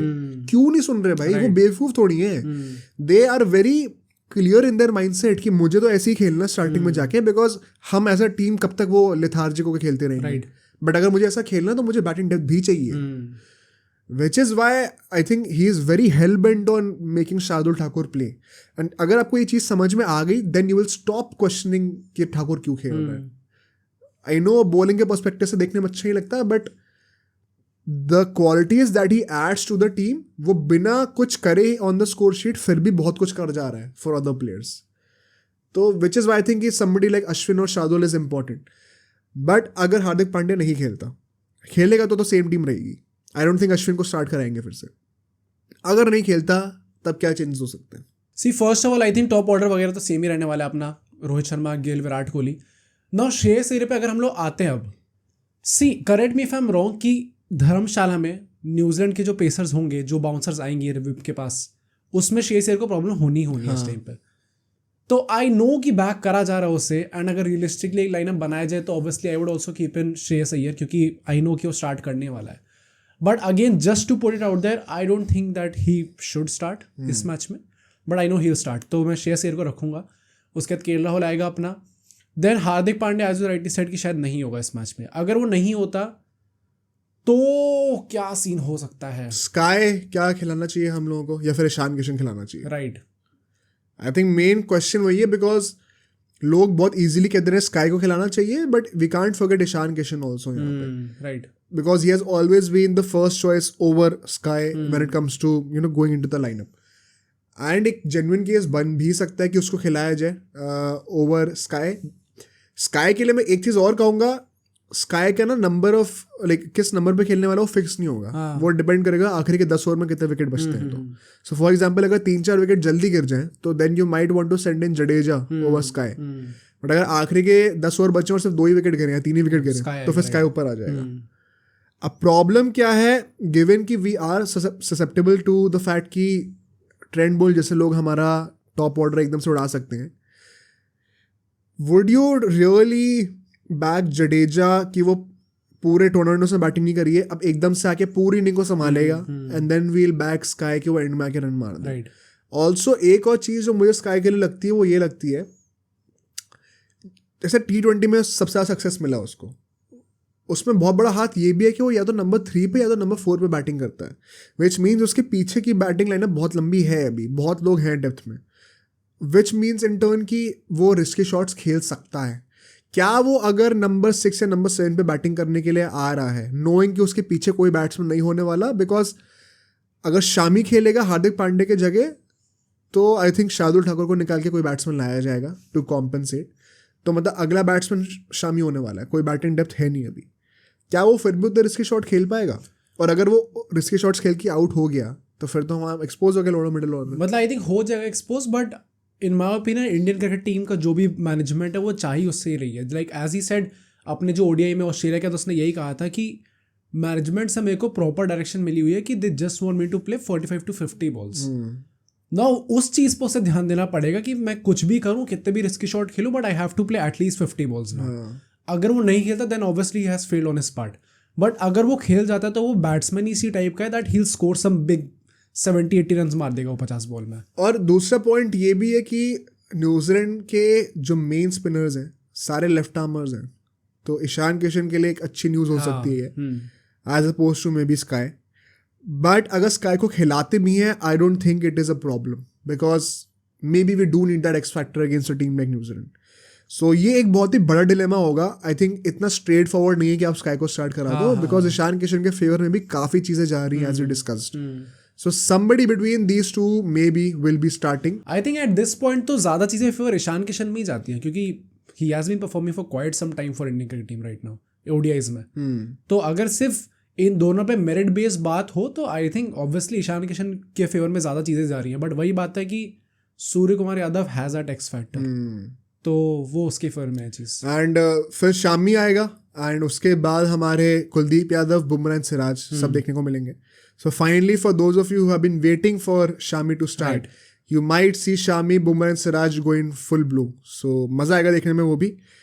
अगर न्यूजीलैंड की बातें करी जाए जल्दी से, I think they would stick to the same lineup. They will be tempted to have another pace option because अभी जो उनकी लाइनअप रही है पिछले मैचेस में, इवन अगेंस्ट अफगानिस्तान अगर आप देखें, 6 बॉलिंग ऑप्शंस है उनके पास, 3 पेसर है, 3 स्पिनर है. अब जो 3 पेसर है, मैट हेनरी, बोल्ट और अपने लोकी फर्गसन, ये तीनों तो खेलेंगे ही खेलेंगे, राइट. अब यहाँ पे बात आती है कि आप स्पिनर में किसको निकालोगे अगर आपको एक पेसर चाहिए. तो मान लो टिम साउदी लेके आना है, दैट वुड मीन कि आप अपनी बैटिंग को शॉर्ट कर रहे हो, छोटी कर दे रहे हो, डेप्थ खत्म हो जाएगी आपकी. बिकॉज सैंटनर तो उनका मेन स्पिनर है, तो आप उसको तो हटाओगे नहीं. आई एम एक्सपेक्टिंग बचे कौन, रचिन रविंद्र या फिर ग्लेन फिलिप्स, दोनों बैटिंग बहुत अच्छी कर रहे हैं. तुम किसको हटा दोगे, किस बेसिस पे हटा दोगे एक पेसर के जगह पे, और हटाओगे तो फिर एक डायरेक्टली एक बैट्समैन भी कम हो रहा है. तो ये आई थिंक न्यूजीलैंड के लिए तो बहुत बड़ा डिलेमा है भाई ये, कि आप किसको हटाओगे given the pitch and the conditions. Right. Also the fact कि इंडिया को आप you would want to test them with the bouncers. तो अगर उन्हें एक एक्स्ट्रा पेसर खिलाना है तो किसी जगह पे खिलाओगे, वो बहुत बड़ा क्वेश्चन रहेगा. बिकॉज आप कुछ ना कुछ तो कॉम्प्रोमाइज़ करने वाले हो, या तो आप पेस बैटरी कॉम्प्रोमाइज़ करोगे या तो आप बैटिंग कॉम्प्रोमाइज़ करोगे. वो फंस गए हैं वहाँ पे. इसका एक पॉसिबल सोल्यूशन हो सकता है जेम्स नीशम को खिलाना, क्योंकि वो एक फास्ट बॉलिंग ऑलराउंडर है. बट द फैक्ट इज कि he has not been good with either the bat or the ball off late in the ODIs. He is more of a T20 player. So do you really want to risk that against a big team like India? I don't know. So ये भी एक dilemma New Zealand के लिए रहेगा I think, जो कि I think in the and शायद वो सेम लाइनअप पे स्टिक करेंगे, but you never no. And अगर हम लोग की बैटल्स की जल्दी से बात कर लें थोड़ी सी, सबसे पहले तो बहुत ऑब्वियस है Rohit Sharma and Virat Kohli against Trent Boult. We don't want a repeat of 2019 world cup, and I think इस टाइम पे the kind of form they are in, they are very well suited to tackle him right now. India में भी match हो रहा है as opposed to England. अगर chase करते हैं तो मज़ा आएगा देखने में कि गीली बॉल से ट्रेंट बोल्ट कैसे अपने आप को संभालता है. Who are you backing in this battle? I think इस टाइम पे तो I will back Rohit Sharma and Virat Kohli obviously. But Rohit Sharma specifically मैं इसलिए कह रहा हूँ क्योंकि the kind of approach that he is taking, अगर वो आते ही मारना स्टार्ट करता है and if he is successful in that approach, तो then the pressure is on Boult भाई. उसको कंटेन करना उसको, कि रोहित शर्मा तो मार ही रहा है हर बॉल पे. एंड आई थिंक ये सबसे बड़ा डिफरेंस है 2019 के वर्ल्ड कप में और अभी में. रोहित शर्मा इस टाइम पे he won't think twice, he will not be in double mind कि मुझे ऐसा खेलना है वैसा खेलना है. ही इज़ वेरी क्लियर, मैं आउट हो भी तो कोई प्रॉब्लम नहीं है. और जब वो फियर ऑफ फेलियर हट गया ना दिमाग से, तो he is very threatening. Right. Moving on, I think Gill और हेनरी का भी एक मैचअप बन सकता है यहाँ पे. Why I have put Gill in place of Rohit Sharma here is because Rohit Sharma का तो हमें पता ही है he will play a risky brand of cricket, right. Matt Henry का जॉब है पहला विकेट निकालना. रोहित शर्मा अगर देता भी है विकेट तो it is not a big deal, it is expected because he will play like that. तो अब पॉइंट है कि जो एंकर होने वाला है विच इज शुभमन गिल, क्या आप उसका विकेट निकाल सकते हो? वहां पे आई थिंक मैट हेनरी और गिल का एक अच्छा मैचअप बनेगा. Okay. And it is going to be a big test for Henry also. After England यही सबसे बड़ी टीम है. गिल जिस तरीके के फॉर्म में he has been the best ODI batsman this year. तो it doesn't get better than this. तो हेनरी के लिए भी बिग टेस्ट भाई. अगर यहाँ पे खेलता है क्या पता आईपीएल में भी आ जाए, हू नोस. इसके बाद अगर हम लोग चलते हैं तो Santner versus Shreyas Iyer, assuming कि ये दोनों मैच खेलने वाले हैं. As we saw once again Mehidy के अगेंस्ट विकेट थ्रो करा था, he will be tempted to take on the spinners. And यहाँ पे सारे लेफ्ट आर्मर्स होने वाले हैं जो मेन स्पिनर्स हैं इनके. श्रेयस अय्यर के लिए ईजी नहीं होगा ये. क्या करता है वो एग्जैक्टली वो देखने में मज़ा आएगा. Because very easily we can say कि लोकी फर्गसन को भी हम लोग रख सकते हैं इस क्वेश्चन में against Shreyas Iyer with the bouncers that he will put in. But वो तो चलो हमें पता ही है. Why I have put Santner against Shreyas Iyer in this key battle is Shreyas Iyer को जो भी चांस मिलेगा थोड़ा बहुत after surviving those bouncers, he would look to encash the spinners. और वहाँ पे अगर सैंडर इसका विकेट निकाल ले तो फिर वो middle order it will be wide open and a lot will be depending on KL Rahul also. Right. तो भाई देखते हैं क्या होता है. इसके बाद अगर हम लोग बात करें तो अब इंडिया की बॉलिंग की बात कर लेते हैं थोड़ी सी. I think Bumrah versus Conway, ये भी एक अच्छा मैचअप होगा because we have seen how Conway इस बार स्पेशली सिंस दी आईपीएल में भी, जब से उसने चेन्नई के लिए खेलना शुरू करा है, he is going out of his skin and playing at a fast rate. हम लोग वो नहीं देख रहे कि he is taking a lot of time playing a test innings यहाँ पे 100 से कम की स्ट्राइक रेट हो रही है. मोस्ट ऑफ द गेम्स वो अपना विकेट एग्रेसिवली खेलते हुए ही आउट हुआ है. वो थ्रो करा उसने विकेट अपना. ऐसा नहीं था कि वो बहुत अच्छी बॉल पे बीट हो गया हो. बट यहाँ पे can you really afford that in Dharamshala against a guy like Bumrah? वो एक बहुत बड़ा टेस्ट होगा मेरे ख्याल से फॉर श्योर. और इसके बाद अगर मैं बात करूँ तो Tom Latham versus Kuldeep Yadav. Given हमने जैसे कहा था पहले सेगमेंट में कि कितना अच्छे तरीके से अफगानी स्पिनर्स को टैकल करा है, टॉम लेथम के against who is the captain of the New Zealand team, Kuldeep Yadav who has been the X factor in our bowling lineup. Left armer को लेफ्ट आर्म चाइना में डाल रहा है bowling. Ball will go away from him. मज़ा आएगा देखने में कैसे टैकल करता है उसको वो. कुलदीप यादव के लिए भी एक बड़ा टेस्ट होगा ये, and I think he can very well flourish here. वही है ना, विकेट ना मिले तो चोक कर दो रन से, कोई बड़ी बात नहीं है. He is well suited for that. Lastly Glenn Phillips versus Ravindra Jadeja. For the same reason ball will be turning away from him. Good matchup. उसने भी स्पिनर्स को बहुत अच्छे से टैकल करा था. And he is that guy जो कि यूजुअली एक अग्रेसिव रोल अडॉप्ट करता है. अफगानिस्तान के गेम्स में हमने देखा था लेदम और अपना फिलिप्स की जो पार्टनरशिप थी, पहले जो है अग्रेसिवली खेलना फिलिप्स से शुरू करा था, फिर टॉम लेदम ने फॉलो करा सूट को. और जडेजा इज दैट गाय जो कि हर मैच में 4 से कम की इकोनॉमी से रन दे रहा है, प्लस विकेट भी ले रहा है. प्लस विकेट ले रहा है. तो एक बंदा जो कि रन चोक करता है, जल्दी जल्दी ओवर्स निकालता है, और एक बंदा जो कि मिडिल ऑर्डर में आके अग्रेसिवली खेलता है. बहुत अच्छा मैचअप होगा ये भी. एंड अगर ये सारे मैचेस हम लोग अच्छा परफॉर्म करते हैं तो I think we can win the game, which would be the final say for us. कौन जीत रहा है भाई, क्या प्रेडिक्शन है? I am still backing India. I think ultimately India जीतेगी, although I can understand if it's a very close game, क्योंकि मुझे लगता है क्लोज गेम होगा ही होगा. बट हाँ, इन सेइंग दैट ऑल्दो पता नहीं क्लोज गेम होगा ही नहीं होगा, क्योंकि वही बात है, सारे मैचेस तो वन साइडेड हो रहे हैं. क्या पता ये मैच भी वन साइडेड हो जाए, हम हार ना जाए भाई. वन साइड हार ना जाए, राइट. बट नहीं, इस टाइम पे जिस टाइप के फॉर्म में, जिस टाइप की टीम्स हमने फेस करी, जितना अच्छा परफॉर्म करा हमने उनके against, I don't see any reason why anyone would say कि न्यूजीलैंड होगी इस मैच में. मतलब वही ना, सबसे बड़ी बात वही है, उनका फॉर्म बहुत अच्छा है, लेकिन the quality of the teams that they have played, as I said before, वो क्वालिटी बहुत कम है एज अपोज्ड टू जिन क्वालिटी के अगेंस्ट इंडिया ने परफॉर्म करा है. So you never know, but I will also be a little optimistic and say I am going to back India this time. Although in saying that अगर New Zealand जीतती भी है, it won't be a big surprise because they have been right up there with India. अगर ऐसा होता ना कि New Zealand कहीं 5th या 6th पोजीशन पे स्ट्रगल कर रही होती और हम कहते हैं कि नहीं इक्वल चांस है क्योंकि पिछली बार तो हरा दिया था, वो थोड़ा अनफेयर होता. इस बार डिजर्वड है बोलना ये, क्योंकि they are in actually good form just like India is. So बहुत क्लोज मैच हो सकता है ये. होपफुली मजा भी आएगा देखने में, but I would back India to win this one. Maybe I am biased, but who nose.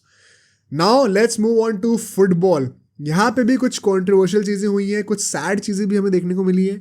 Let's start with Neymar first. क्या हुआ भाई के साथ? उरुग्वे वर्सेस ब्राज़ील का मैच था एंड नेमार इंजर होता है again with a very long term injury. ACL हो जाता है ultimately, and it is expected कि वो 9 महीने बाद आएगा. आई think this is one of the worst injuries that he has had. उसने खुद भी ये चीज ACL बोल दिया उसने. अपेरेंटली मेनिस्कस भी उसका गया शायद, और ACL भी गया उसका. ओके. तो मतलब मेनिस्कस जिनको नहीं पता, मैं इसे एक्सप्लेन नहीं कर सकता एग्जैक्टली, वो तुम गूगल कर लेना, समझ जाओ भाई. हाँ, एक टिश्यू होता है बेसिकली घुटने में. सो पर हाँ भाई, मतलब गंदा वाला गया है वो तो. एंड पता है तो सरप्राइजिंग थिंग इज कि वो मैच देख में जब वो गिरा था, देख के लग नहीं रहा था कि इतनी तगड़ी इंजरी हुई है उसको. बट वही बात है कि अल्टीमेटली वो क्रचेस पे जाता है एंड फील्ड से भी उसको स्ट्रेचर पे रो रहा था ना शायद, रो रहा था, राइट. एंड अगर just to put Neymar's perspective on this, क्योंकि I know it is very easy for everyone to criticise him and कहना कि ये क्या बार बार इंजर हो जाता है, कुछ बड़ी बात नहीं है, स्पेशली बिकॉज अभी इंडिया में आने वाला था जस्ट. हाँ, और सबसे बड़ी सैड न्यूज़ तो वही है भाई. एग्जैक्टली. मुंबई सिटी FC के अगेंस्ट खेलने वाला था वो. वैसे आर यू सरप्राइज्ड? नहीं.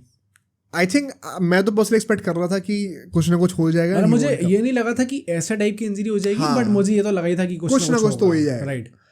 And that is very sad कि हम लोग नेमार से इतना एक्सपेक्ट करके चल रहे हैं कि कोई ना कोई इंजरी तो हो ही जाएगी. Such sad state of affairs. But I think Neymar का पर्सपेक्टिव मैं ये कहूँगा, क्योंकि उसने बाद में जो अपने इंटरव्यू में चीज़ बोली थी, उसने कहा था it's not easy to just come back again after 4 months and try to do it all over again. भाई this is very sad for a footballer जो कि इस लेवल का है, जितना पोटेंशियल है उसके अंदर, जस्ट अभी नए क्लब में आया. कुछ भी कहो कि पैसे के लिए आया कैसे भी, obviously he would want to prove himself ना, जाके कैसा भी प्लेयर हो जाके प्रूव तो करना चाहेगा ही वो. एंड फॉर ब्राज़ील ऑल्सो, क्योंकि 9 महीने के लिए इट इज़ एक्सपेक्टेड कि वो बाहर होगा, उसके बाद उसका वापस स्टार्ट होगा कि कैसे रिकवरी, रोड टू रिकवरी पूरी. एंड 8 महीने में कोपा अमेरिका है. अगर वो by chance Copa America miss करता है saying that we don't know अगला वर्ल्ड कप exactly हमें नहीं पता कि वो खेलने वाला है नहीं खेलने वाला. I mean, at least he has said that he will play. हाँ. But you तो never know. वाला मेरा पॉइंट बस ये है कि इट इज़ जेन्युइनली भाई कि बार बार वो बंदा इंजर हो रहा है. अगर आपसे फिर से बार बार लिटरली हर 2 साल में आपसे कह दिया जाए कि आपको 9 महीने के लिए बाहर होना है, then you have to make a come back again. It is not easy भाई, इट इज़ वेरी डिफिकल्ट. तो I get why people are criticising him and जो भी गुस्सा हो रहे हैं कि यार ये क्या वापस इंजर हो गया है, नॉर्मल चीज़ है. But just to put his perspective also I think it's very difficult यार. और एक चीज़ मैं यहाँ पे कहूँगा कि अगर उसने ऐसा कहा है इंटरव्यू में कि इट इज़ नॉट ईजी कि मैं एकदम से आके फिर do it all over again. Of course it is not easy, सबको पता ही है बात. But I would not want him to think like this in his own mind. तुम खुद को ही पहले से क्यों डिटोरिएट कर रहे हो इतना बर्डन क्यों डाल रहे हो अपने ऊपर. राइट. वो जो विनर माइंडसेट होता है वो यही तो होता है कि भाई कोई बात नहीं, इंजरी हो गई ना, मैं फिर भी कम बैक करके दिखाऊंगा. तो आई थिंक नेमार के एंड से भी काइंड ऑफ वो दिख रहा है इरिटेशन भाई कि पता हम लोग कितना भी क्रिटिसाइज कर लें कि वो ट्रेनिंग अच्छे से नहीं करता, कहीं मोटा हो जाता है, कुछ भी हो जाता है. फर्स्टली हमें नहीं पता कि वो कितनी अच्छी ट्रेनिंग करता है कितनी नहीं करता, तो we are nobody to question that. हम बस ये देखते थे कि वो पार्टी कर रहा है इसलिए वो अच्छी ट्रेनिंग नहीं कर रहा. That is a very dumb opinion to have. Of course dedication उतना नहीं है जितना समबडी लाइक मेसी या रोनाल्डो का है, but he never wanted to be of that league anyway. So let's get the expectation straight right away. Secondly मुझे लगता है उसके एंकल वगैरह का और वो सब सीन है भी थोड़ा like God has gifted him with very fragile talented legs but very fragile. So it is not completely his fault also. वो build ही वैसा उसका. कुछ प्लेयर्स होते हैं, even Gareth Bale was also injury prone. हाँ. तो it's not like हमेशा हम लोग ये चीज़ नहीं कह सकते कि लोग ट्रेनिंग अच्छी नहीं कर रहे. आप वो ट्रेनिंग करके उस चीज़ को कितना लिमिट कर सकते हो. हाँ, you can probably criticize him on that क्योंकि he is getting injured way too often. But एक चीज़ जो है जिस टाइप की उसे टैकल्स मिलते हैं साउथ अमेरिका, क्योंकि काफ़ी बार तो हमने इंजरी ये देखें कि ऐसी लॉन्ग टर्म इंजरीज जो हो रही हैं उसे वो तब हो रही है जब वो वहाँ पे जाके खेल रहा है साउथ अमेरिका में. हाँ. एंड जिस टाइप के टैकल उसके पड़ते हैं तो आई डोंट थिंक कि इस चीज़ में हम लोग कुछ क्रिटिसाइज कर सकते हैं. स्पेसिफिकली अभी जो इंजरी हुई है उसको आई डोंट थिंक क्रिटिसाइज कर जा सकता है इस चीज़ में उसको, क्योंकि भाई ऐसे टाइप के आप टैकल मारोगे तो it is bound to happen. Already वो इंजरी प्रोन बंदा है, उसको आप ऐसे टैकल दे रहे हो तो होना ही होना है ना. इस चीज़ में मैं साउथ अमेरिकन फुटबॉल को ही क्रिटिसाइज नहीं कर सकता क्योंकि football has been played that way सब बचपन से ऐसे ही. राइट. एंड मेसी वगैरह भी तो खेलते हैं ना अल्टीमेटली, वो तो इंजर्ड नहीं होते भाई. मुझे वही लगता है ना इसमें थोड़ा गिफ्टेड वाली बात भी है मेसी का भी ना भाई. वो तुम्हें याद है जो पिछली बार हुआ था, आई थिंक ये वर्ल्ड कप जीतने की बात की बात है या पहले की बात है, मुझे याद नहीं आ रहा एग्जैक्टली. आई थिंक बात की बात है शायद. किसी टीम से मैच खेल रहे थे, वो ड्रिबल कर रहा था जो टिपिकल वो करता है, कॉर्नर ऑफ द बॉक्स ऐसे कट इन कर रहा होता है, और किसी प्लेयर ने आके उसको घुटने पे मारा था, उसका घुटना अंदर मुड़ गया था. हाँ, राइट. उसके बाद वो नॉर्मली खेला पूरा मैच भाई. मेसी का तो है सीन, क्योंकि वी हैव सीन कि बंदा दौड़ते हुए आ रहा है, वो चल रहा है और हॉरिजॉन्टली बंदा दौड़ते आ रहा है, ऐसे जा रहा है और यहाँ पे ऐसे दौड़ते हुए आ रहा है, एंड वो डायरेक्टली बूट अप मारता है उसके डायरेक्ट यहाँ पे घुटने पे या फिर डायरेक्ट एंकल पे, और समहाउ उसे इंजरी नहीं होती उस चीज़ में. तो हाँ, उस चीज़ में he is probably gifted and obviously has also worked on it. तो वो चीज़ तो फेशियल या फाशियल कुछ ऐसे कुछ कहते हो कि फाशियल मसल्स कुछ होती हैं. Maybe I am pronouncing it absolutely wrong, but ठीक है. कुछ जैसे ना मैंने एक वीडियो देखी थी, उसमें मेसी बार्सिलोना के टाइम से ड्रिबल कर रहा था और उसका एक पैर, मतलब मैं समझो अगर ये आपका पंजा है, ठीक है, ये आपका वो है लेग और ये पैर है, ये ऐसे हो रखा था. ओके. और उसमें वो भाग गया आगे करते करते, पैर ऐसे था, मतलब आपका पूरा जो फीट था, अगर आपकी फीट ऐसे लैंड होती है तो वो ऐसे थी. ओके. और उसमें वो ड्रिबल करते करते ले गया. तो एंकल की मसल्स में कितनी स्ट्रेंथ है कि पहली बात वो वेट सस्टेन कर पा रहा है, एंड वो उस वहां से ऐसे उल्टा मुड़ा हुआ है आपका फीट, और वहां से वो भाग भाग के लेके जा रहा है ड्रिबल कर करके. You should not be able to stand up ऐसे पोजिशन पे. It is not natural humanly, ये इट इज नॉट नॉर्मल भाई. तो वो गिफ्ट वाला सीन तो होता ही है. ऑफकोर्स ट्रेनिंग की वजह से आपकी मसल्स भी स्ट्रेंथन होती है, माइंड मसल कनेक्शन बनता है, बट वो चीज़ थोड़ी नॉर्मल तो है फॉर श्योर. मुझे लगता है वो काफ़ी से मतलब इवन रोनाल्डो का आई वुड डाउट कि वो चीज़ है डेफिनेटली, वो कुछ हद तक गिफ्टेड तो है ही फॉर श्योर. बट नेमार के लिए, कमिंग बैक टू नेमार भाई, मतलब कुछ ऐसा स्टार्ट था कि 2018 से उसने 530 डेज ऑफ वो गेम टाइम वो मिस करा है. ओ भाई, इंजरी की वजह से. भाई साहब 530 is more than a year. भाई साहब, मतलब क्या ही कह सकते हैं यार. अल हिलाल जा रहा था, वैसी वो कितनी सारी वीडियोस बनी, हमने बनाई थी कि ख़त्म हो गया एक पोटेंशियल बैलन डोर विनर. जो बचा हुआ टाइम है उसमें भी ये ख़त्म होता जा रहा है इंजरी की वजह से. the biggest concern is कि now I think in his career biggest motivation was to win something with Brazil. हाँ. Club level पे तो कुछ रह नहीं गया था ज़्यादा because अल हिलाल में तुम जीत के क्या ही कर लोगे. हाँ. And Copa America I think would have been his best shot because World Cup में तो ब्राजील मुझे नहीं लगता कि जीतने वाली है. Makes sense. Right. Unless until बहुत बड़ा टर्न अराउंड हो जाए. But जिस तरीके से अर्जेंटीना अभी खेल रही है, like I don't want to start talking about Argentina in detail here, but we all know क्या ये 51 में से 50 गेम्स अनबीटन है वो. नहीं, द पॉइंट इज मेसी हो तो अलग गेम प्लान है, मेसी ना हो तो भी अच्छा खेल रहे हैं. जैसा ऑपोजिशन है उसके हिसाब से टैक्टिक्स भी अपनी चेंज कर ले रहे हैं. Right. हर चीज परफेक्ट कैसे हो रही है भाई? It is not normal. Goal नहीं खा रहे भाई तुम. कितने 700-800 मिनट हो गए तुमने गोल ही कंसीड नहीं करा है. राइट. तो अर्जेंटीना के साथ जो हो रहा है ना, इट इज नॉट नॉर्मल. वो कुछ अलग ही लेवल पे चल रहा है अभी. हार्डली मैंने कोई ऐसी टीम देखी. मेसी से ही पूछा गया था ना कि is this close to the Barcelona super team, तो कहता है कि this is something very special. Of course not on that level right now but we are getting very close. Right. Even he realises that. और उस unreal magical team को हराने के लिए नेमार के पास आई थिंक कोपा अमेरिका में ही बेस्ट चांस था, बिकॉज वर्ल्ड कप में फ्रांस जैसी टीम्स भी होंगी, पोर्चुगल जैसी टीम भी होगी. It is not going to be नहीं, इधर वे कोपा अमेरिका में बेसिकली वन ऑफ मैच होगा ना. Like it is 90% confirm that you both will make it to the final. Although अभी उरुग्वे से भी हारे हैं और उरुग्वे बहुत अच्छा खेल रही है of late, so you never know. But हाँ, मतलब level of competition would be much lower as compared to the world cup. You have a good shot at making at least the final. और फिर वहां पे one off match आप. And he has not one a trophy. एक medal जीता है बस, Olympic medal. Copa America जब 2019 में जीते थे तब भी वो टीम में नहीं था. I think this would have been his best shot at getting some glory for the national team. Definitely. अगर ये वो मिस करने वाला है, कैन वी ऑल्सो क्वेश्चन कि maybe he has already played his last international tournament for Brazil. Because I don't know इस point पे अगर वो इंजरी इतनी गंदी होती है and if he is never able to come back to that level, because ACL injury है भाई. जो भी लोग फुटबॉल देखते हैं तुम जानते हो ACL इंजरी कितना खतरनाक होती है. If by chance he does not play the 2026 world cup, भाई क्लब करेगा तो हम जानते ही हैं, बट इंटरनेशनल करे में भी this could be the worst possible ending that you could ask for. Exactly. मुझे भी ये लगता है कि ultimately it is very sad कि उसके साथ ऐसा हुआ है. एंड आई डोंट थिंक कि क्योंकि ACL as your at least said ना, एक बार ACL हो जाती है तो फुटबॉलर्स का दे डोंट नो कि अल्टीमेटली क्या उस लेवल पे वापस आ सकते हैं वो. तो अगर वो नहीं आ पाता है तो then it's just again proves the fact, जो भी हमने वीडियो बनाई थी आप लोग देख सकते हो उसको भाई, कि why he might be the biggest wasted potential ever.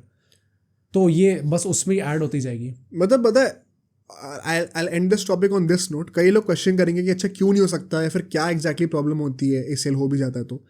Basically what we don't realise this, और आप लोग ना जितने भी लिसनर्स हैं, you can experiment this yourself also. जैसे मैं बताता हूँ, हम जिम रेगुलरली जाते हैं, ठीक है, अभी तो कुछ टाइम से नहीं जा रहा बट वैसे जिम रेगुलरली जाता हूँ. जिम में मुझे भागना है, मुझे वेट्स उठाना है, बेंच प्रेस करना है, डेडलिफ्ट करना है, स्क्वाट करना है, जो भी करना है. उसमें आप एक्सरसाइज करते हो, आपके मसल में सोरनेस होती है बिकॉज मसल ब्रेक डाउन होकर दोबारा रिकवर हो रही होती है. It is getting stronger and bigger.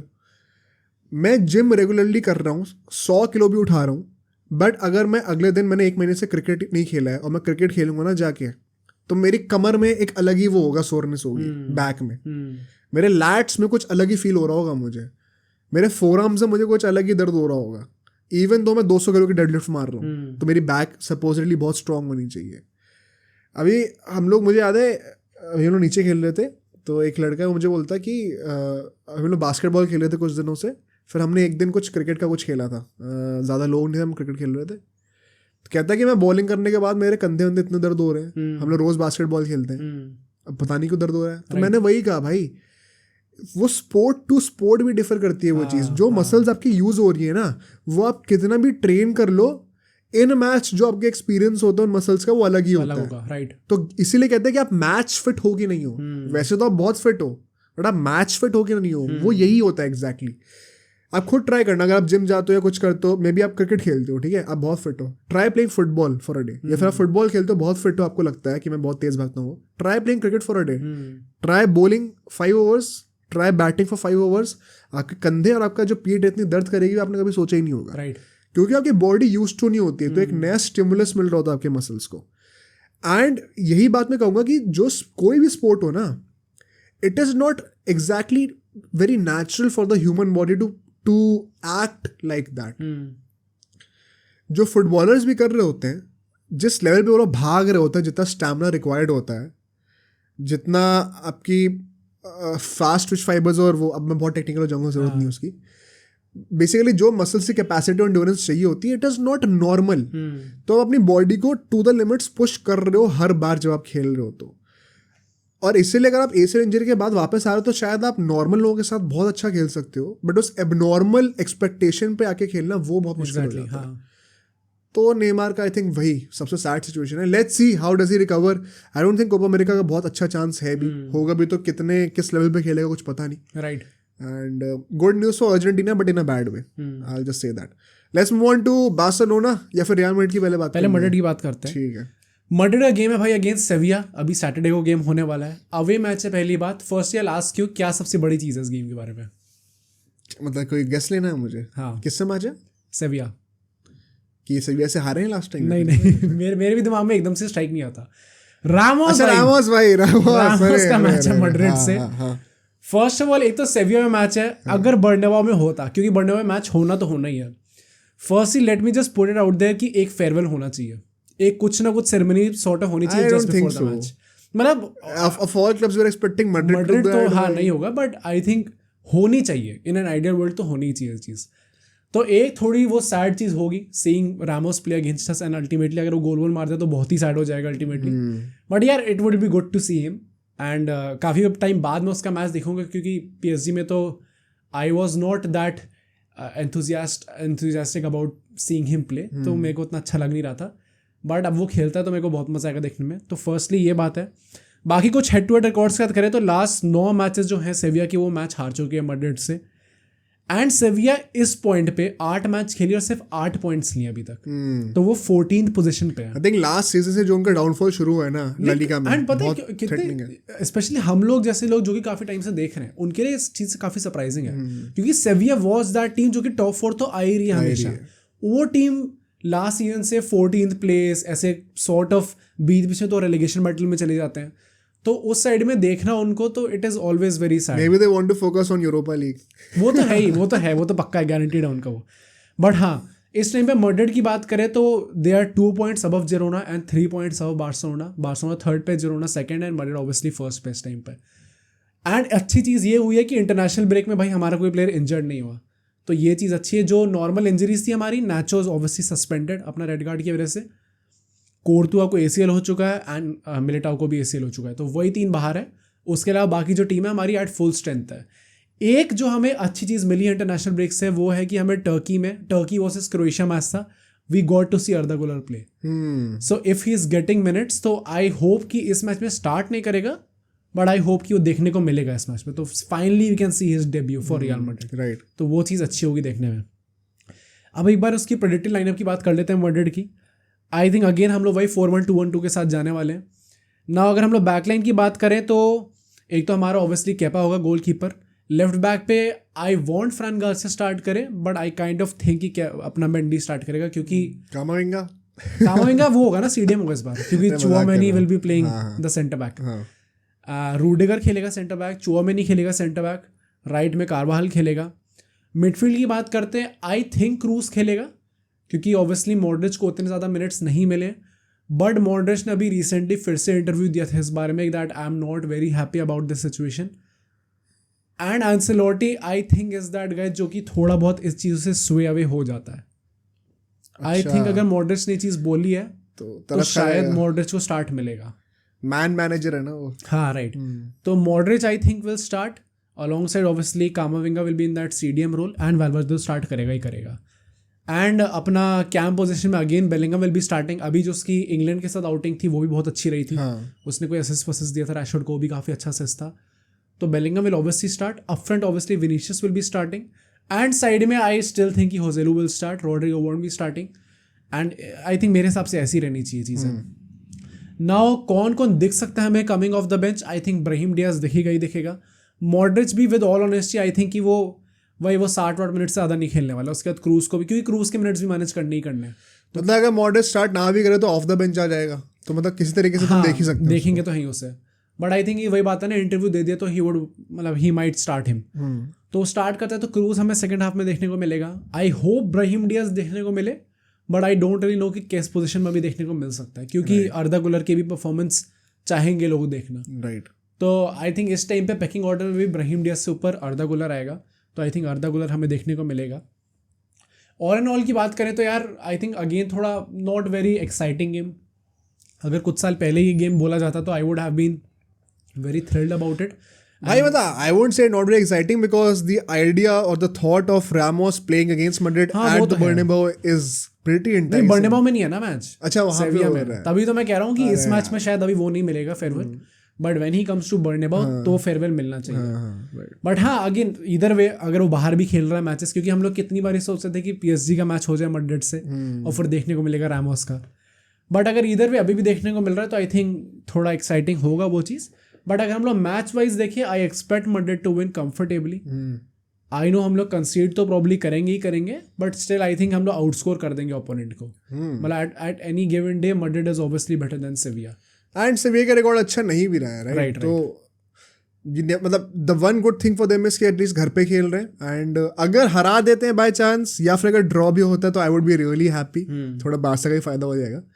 Do you think a draw could be on the cards? I don't think so. मतलब रियली आई थिंक सो कि जीतना तो चाहिए ही हमें, मतलब everything points to the direction कि हमें अल्टीमेटली जीतना चाहिए। अब कोई अपसेट हो जाता है या फिर we know Ramos is very good at scoring those last minute headers, अगर बाई चांस और an own goal against Barcelona तो अगर ये चीज होती है, अगर ओन गोल मार दे तो फिर वो लेजेंड स्टेटस कंफर्म्ड है भाई। हाँ जानबूझ के अल्टीमेट लेजेंड। फिर टी शर्ट उतार के अंदर मैड्रिड का दिखा रहा है कुछ तो। हाँ भाई बट हाँ आई थिंक थोड़ा either way I think overall थोड़ा बोरिंग मैच होगा। Not very, I am not looking forward to that much. It's just that कि रामोस खेलने वाला है, इसलिए आई एम वेरी एक्साइटेड। पता नहीं यार, मतलब मुझे लगता है ऑल्सो द फैक्ट कि ये लोग 4-2-3-1 खिलाते हैं। They unlike a lot of the bottom tablers जो कि बहुत ही ज़्यादा एक लो ब्लॉक खिला के, हाँ 4-5-1 या 5-4-1 खिला दें। At least Sevilla does try to go forward and you know match up to any team possible, be it Barca और इवन मैड्रिड। तो मुझे लगता है गेम थोड़ा खुला हुआ होगा और चांसेस देखने को मिलेंगे ही फॉर श्योर। बट वही है ना कि मैड्रिड के साथ चाहे वो बुरा भी खेल लो तो भी यू नो कि somehow they might get a result. वो सबसे इरिटेटिंग चीज़ लगती है, राइट? सो हाँ on the face of it you can't help but से कि यार मैड्रिड ही फेवरेट्स होगी यहाँ पे, विच इज़ वाई आई सेड कि अगर ड्रॉ भी होता है ना तो I would be very happy personally, and so should सेविया भी। हाँ obviously, and Madrid should be disappointed obviously. Although should they really be disappointed because चुआमनी ऐसे लोगों को तो मैं सेंटर बैक खिलाना पड़ता है। भाई कोई बात नहीं यार, I think we are good enough to beat Sevilla at least, जो कि 14th पोजीशन पे है। इस पूरे सीजन में 8 पॉइंट लिए 8 मैचेस में 1 पॉइंट पर गेम। तो आई डोंट थिंक कि वी शुड बी थिंकिंग कि यूसीएल में भी they are aiming for the third spot. हाँ राइट। तो इधर I think Madrid should win. But now let's move on to Barcelona, क्योंकि आई थिंक ये पूरे दिन का सबसे कंट्रोवर्शियल टॉपिक होने वाला है। एंड यहाँ पे मैड्रिड से रिलेटेड भी बातें हुई है, राइट? पहली बात तो मैं आपको बता दूं कि अब जो है लापोर्टा को भी चार्ज कर दिया गया है विद ब्राइबरी, एंड उसकी भी पोटेंशियली इन्वॉल्वमेंट्स हो रही है इन द नेग्रेरा केस। अभी तक जो है बार्थमो के अंडर था एंड सैंड्रो रोसेल उनका जो प्रीवियस प्रेसिडेंट था उस पर एलिगेशंस आए थे, बट नाउ अब लापोर्टा को भी इंक्लूड कर दिया गया है। नाउ मैं आपको एग्जैक्टली बताता हूँ क्या है। तो बेसिकली लापोर्टा पे भी अब चार्जेस आ गए हैं ब्राइबरी के, एंड बार्सिलोना इज मतलब as a organisation is under investigation for a total of 33 payments. और ये सम अप करके जो 33 पेमेंट्स है कुल मिला के 1.6 मिलियन है। लाइक इससे पहले वी न्यू कि 1.6 मिलियन होने वाली है, बट 33 इंस्टॉलमेंट्स में गई है वो payment. First of all, with all honesty, despite not being a Barcelona fan and as much as I would love कि अल्टीमेटली लोग सच हो जाइए, भाई 33 पेमेंट्स में आप 1.6 मिलियन दे रहे हो, कुछ ज्यादा ही कम लग रहा है भाई ये चीज तो। अबे दूसरी बात ये है कि अभी तक कुछ प्रूफ नहीं हुआ है। हाँ कोई एविडेंस भी नहीं है आपके पास, आप बस एलिगेशंस लगाए जा रहे हो, और किसी के ऊपर भी लगा दो एलिगेशंस तो ऐसे। तो मुझे वही लगता है कि ये क्या एजेंडा चल रहा है। मतलब मैं आई am not saying this because I am a Barca fan, because genuinely आप एलिगेशंस लगा रहे हो और कुछ प्रूफ के साथ कुछ लेके आ रहे हो, जहाँ पे कुछ मैटर हो उस चीज़ के अंदर, कुछ डेप्थ हो पूरे सिनेरियो में। वो तो बिल्कुल ही नहीं है ना। आपका बस जो मन में आपने बोल दिया। आज मैं सोच के उठा, अच्छा मेरा मन कर रहा भाई आज लपोर्ता को थोड़ा भाई खींचते हैं, ठीक है भाई लपोर्ता ने ऐसा कर दिया था, पता है आपको, मैं मीडिया को प्रेस कॉन्फ्रेंस बुला के बोल दूं इसने मेरे को इतने पैसे दिए थे, इसने तो वहां पे मैंने उसको पकड़ा है। अच्छा ठीक है भाई पकड़ा तो भाई प्रूफ दिखा दो। प्रूफ नहीं है भाई, पर हुआ है, लेकिन भाई भरोसा नहीं करते मेरे पे। ढूंढेंगे ढूंढेंगे यार, बोल दिया ढूंढ बाद में लेंगे, ऐसे थोड़ी होता है। राइट। तो as a Barca fan it is quite irritating at this point and very honestly, क्योंकि अभी मैं एज यू नो हम लोग वर्ल्ड कप में फोकस भी कर रहे हैं, तो मैं अभी वर्ल्ड कप का बाहर उठा रहा हूँ। तो Mohit was the one who came up with this जो भी न्यूज़ है और उसको एनालाइज करने का, because as a Barca fan जब मैंने सुना था कि ऐसा हो रहा है, मेरा ओपिनियन वही था, मेरा रिएक्शन भी वही था, भाई I don't even care at this point. तुम कुछ भी बोलते रहोगे तो मैं फालतू का स्ट्रेस नहीं लूँगा इस चीज़ के ऊपर। तो मेरा स्टांस वही है, जब तक एटलीस्ट एक छोटा प्रूफ तो दिखा दो। तुम कुछ भी नहीं दिखा पाए भाई अभी तक। तो नेग्रेरा केस में इसका इन्वॉल्वमेंट है, उसका इन्वॉल्वमेंट है, कल को बोल देंगे मेसी ने भी दिया था भाई। कुछ भी बोलते रहो तुम तो ऐसे, तो उसका कोई इलाज थोड़ी है, कोई उसका सोल्यूशन थोड़ी आ रहा है। What do you feel about this? I think ये चीज़ सही है एकदम, क्योंकि एज लॉन्ग एज कुछ प्रूव नहीं होता, क्योंकि ये चीज़ हम लोग बहुत लोगों पे देखते हैं, एलिगेशंस आती है, नॉट जस्ट बार्सिलोना, सिटी पे भी आ रखी हैं, काफ़ी क्लब्स पे आ रखी है, PSG पे भी आ रखी है, बट क्या वो अल्टीमेटली प्रूव होती है नहीं, उस पर मैटर होता है। ये चीज़ तो चलती रहेगी ongoing, and I don't think कि किसी भी फुटबॉल फैन को, किसी भी बार्सिलोना फैन को इतना ज़्यादा स्ट्रेस लेना चाहिए इस चीज़ का, क्योंकि nothing is prove right now. एक चीज़ प्रूव भी नहीं करी गई है, मतलब ये तक प्रूव नहीं करा गया कि ये पेमेंट्स हुई है प्रॉपरली या नहीं हुई है। तो आई वुड से कि इतना स्ट्रेस लेने की बात नहीं है। The controversial part is actually what Laporta said about real Madrid आके बाद में। पहली दो चीज़ें बोली है। पहली बात तो ये है, लापोर्ता कहता है we have asked to host the 2030 world cup and of course we would like to host the final. 2030 world cup का फाइनल वो लोग होस्ट करना चाहते हैं एट कैंप नो। जिनको नहीं पता स्पेन में भी होगा वो वर्ल्ड कप, काफी कंट्रीज में हो रहा है, तो स्पेन में भी होगा। I think we will host a semifinal. I guess those in power will want it to be at Bernabeu. We will ask for it because the Camp Nou deserves it, but I don't know. ठीक है, we just have a better stadium, bro. ठीक है, नहीं जो नया Camp Nou बनना उससे better है भाई। इस टाइम पे बर्नेबाउ का stadium I think is probably the best in the world, क्योंकि not just because of the footballing side, but जो फैसिलिटीज वो चीज़ प्रोवाइड कर रहे हैं। नहीं तो जो नया कैंप नो बनना उसमें भी तो होगा वो सब। नहीं, आई डोंट थिंक वो चीज़ें हैं उस टाइम पे कि वो ग्राउंड अंदर जा रहा है। लाइक आई डोंट नो अभी कि वो क्या सीन है, बिकॉज अभी बना ही नहीं है वो। जब बनेगा तब पता चलेगा इन 2 years टाइम। अगर the facilities are as good as Bernabeu या फिर even better, then I think वहाँ पे होना चाहिए फाइनल राइटफुली। बट अगर नहीं है, अगर एज बेटर एज बर्नेबाउ है तो वहाँ पे होना चाहिए। हाँ मतलब ये लापोर्ता की जो स्टेटमेंट है, it is coming from a superiority something, कि भाई हम डिजर्व तो करते हैं। ये सुपीरियोरिटी का, ये तो खोट है दिल में। नहीं तो क्यों करते हो डिजर्व? किसने का करते हो? नहीं वो तो मैं वही तो कह रहा हूँ, मैं ये थोड़ी कह रहा हूँ कि डिजर्व करते हैं। मैं कह रहा हूँ अगर बेटर है तो होना चाहिए। हाँ राइट, अगर बेटर है तो करा दो। बट आई थिंक अगर एज गुड एज बर्नेबाउ भी है इस टाइम पे, तो इफ इट्स ऑलरेडी डिसाइडेड कि बर्नेबाउ में होने वाला है। नहीं आई डोंट थिंक डिसाइड हुआ है अभी। नहीं मतलब इसने ये बोला ना कि फाइनल जो सेमीफाइनल हम लोग होस्ट करने वाले हैं, बट फाइनल नहीं सेमीफाइनल के लिए भी वो कह रहा है कि I am taking it for granted कि एक फाइनल तो सेमीफाइनल तो होगा ही होगा। Right, nothing is confirmed right now कि कौन से वेन्यूज पे होने वाला है। राइट। एंड अगर it is as good as Bernabeu, then I don't see any reason कि बर्नेबाउ को प्रेफरेंस क्यों मिलनी चाहिए। फिर there should be an equal proper analysis of what are the merits and demerits. नहीं ऑब्वियसली आई थिंक वो इधर पे अगर फैसिलिटीज प्रॉपर होंगी उसके हिसाब से डिसाइड होगा। आई थिंक मैड्रिड कैपिटल है ना वहाँ की। हाँ, तो आई थिंक वो रीजन भी हो सकता है। नहीं होने को तो हो सकता है। मेरे को तो बस ये लगता है कि भाई जब भी तुम पे कुछ एलिगेशन लगाई जाती है, why do you have to bring Madrid into all this? I think ये तो हाँ नीडलेस था थोड़ा बहुत। The point being here is कि we have to wait and see कि जो नया कैंप नो बनेगा अपना, वो उसमें क्या फैसिलिटीज एक्चुअली होती है। जैसे वो मैंने बर्नबाउ का वो देखा कि पूरा ग्राउंड नीचों के हट जाता है, वो तो भाई अलग ही कुछ है। हाँ मतलब आई थिंक ये इमेजिन करना भी बहुत डिफिकल्ट है ये चीज़, ये कैसे होगी। इट्स अ मार्वल भाई, हाँ, मतलब आर्किटेक्चर का ये एपिटोम है ये। बट अगर वो फैसिलिटीज हैं हमारे पास, एंड आई थिंक कैपेसिटी भी बहुत मैटर करती है भाई इन मामलों में। व्हाई डू वी सी कि वानखेड़े में फाइनल नहीं हो रहा है इस बार और मोटेरा में हो रहा है? I think capacity is a big reason for that. तो नए कैंप नो की क्या कैपेसिटी होगी? Is it more than Bernabeu? तो अगर कुछ ऐसी 1-2 फैसिलिटीज कम भी हैं तो भी I would prefer to have it in the Camp Nou, because जितने ज्यादा लोग देख सके कोई फाइनल उतना बढ़िया माहौल बनता है। पॉइंट मेरा बेसिकली वही है।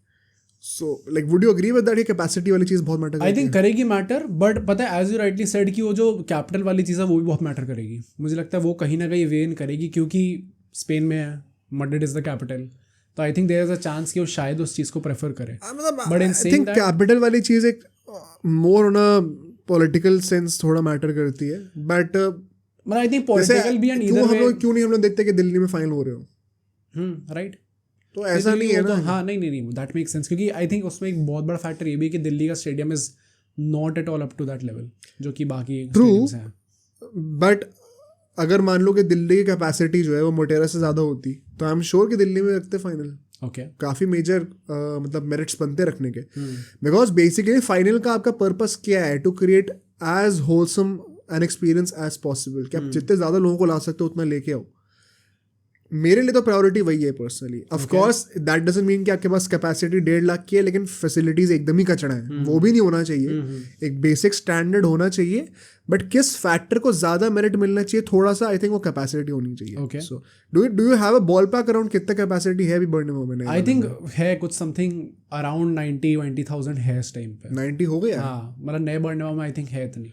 आई थिंक कैंप नो तो वैसे भी सबसे ज्यादा कैपेसिटी का रहा है ना। नहीं, इससे पहले तक सबसे ज्यादा कैपेसिटी सॉरी कैंप नो की थी, बट नए वाले की क्या होगा? But would it really make sense to reduce the capacity if you are constructing? नहीं आई डोंट थिंक रिड्यूस होगी, बट इट्स जस्ट दैट कि कितनी होने वाली है। आई थिंक इस टाइम पे स्पेन में सबसे ज्यादा जो है वो मर्डर्ड की है इस टाइम पे, जब से वो नया स्टेडियम बना है उसके बाद से।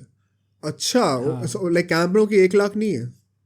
आई डोंट थिंक सो 1 लाख है। अच्छा, लाइक मे बी समबडी जो लिसनर्स हमारे किसी को पता हो तो please let us know in the comments. Motera से तो कम ही है वैसे। इंडिया में करा दो भाई, कोई सीन नहीं है भाई, 1,30,000 लोगों को लेके आएंगे। एक और जो चीज कही है लापोर्ता ने वो ये है, in Spain and in Madrid there is a sociological Madridismo that suffered a lot in my first period as president. क्या मतलब है इसका? And they don't want that success to be repeated. He is saying कि Spain में and in Madrid में तो चलो ये ऑब्वियस है that there is a certain like लोग फेवर करते हैं मैड्रिड को, and they have suffered a lot in his first tenure as the president, क्योंकि बार्सिलोना जीत रही थी, and they don't want that success to be repeated, कि अब वापस वो चीज़ झेलनी पड़े। मुझे तो बस ये लगता है कि यार मतलब इट्स नॉट लाइक कि हमने बहुत ज़्यादा सफ़र भी करा है, लाइक जीतती तो दोनों क्लब्स ही आ रहे हैं। एंड अगर हम लोग थ्रू आउट द अभी तक की बात करें, तब से लेके अभी तक, we have been the club that has been more successful. I get why you are saying that कि लोगों ने सफ़र करा है, क्योंकि obviously Barcelona is the rival club and लोगों ने काफ़ी बार मैड्रिड फैंस का हार्ट ब्रेक करा है। बट यार why do you have to say all this? जैसे ही तुम्हारे ऊपर कंट्रोवर्सी आ रही है, जैसे ही तुम्हारे ऊपर एलिगेशंस आ रहे हैं, why all of a sudden bring Madrid into this? That is exactly the same thing happened last time जब उसने वो रेजीम क्लब बोल दिया था और उसके बाद वो मैड्रिड ने वीडियो निकाल दी थी। क्यों बोलने की जरूरत है भाई? आई एग्री, ये सब बातें बोलने की जरूरत तो बिल्कुल ही नहीं है। एंड वही है ना, तुम जितना कंट्रोवर्सी अवॉइड कर सकते हो उतना करो। Let the result speak for you on the pitch. ये सब पॉलिटिक्स वगैरह की जो बातें हैं ना, ये सब आई थिंक प्रेस कॉन्फ्रेंसेस में जितना आप अवॉइड कर सको उतना बेटर है। ये बैकड्रॉप में आप करते रहो अगर आपको लगता है इंपॉर्टेंट है तो, बट पब्लिकली आप जितना प्रो ऑन फील्ड परफॉर्मेंसेस वाले स्टेटमेंट दोगे ना, उतना ही आप बेटर दिखोगे। नहीं, इधर में जब ऐसे ले आते हैं ना, तो आई थिंक वो थोड़ी अंडर कॉन्फिडेंट वाली वो आ जाती है वाइब उसकी, एक्सक्यूजेस फाइंड कर रहे हैं, right? Like maybe this all of this will could be true and maybe all of this is just a cover to hide some flaws. So वो सच क्या है वो तो हमें बिल्कुल ही पता नहीं होगा, but not very surprising to see Laporta या फिर basically Barca and Madrid taking shots, firing shots at each other. Right. Not something very new.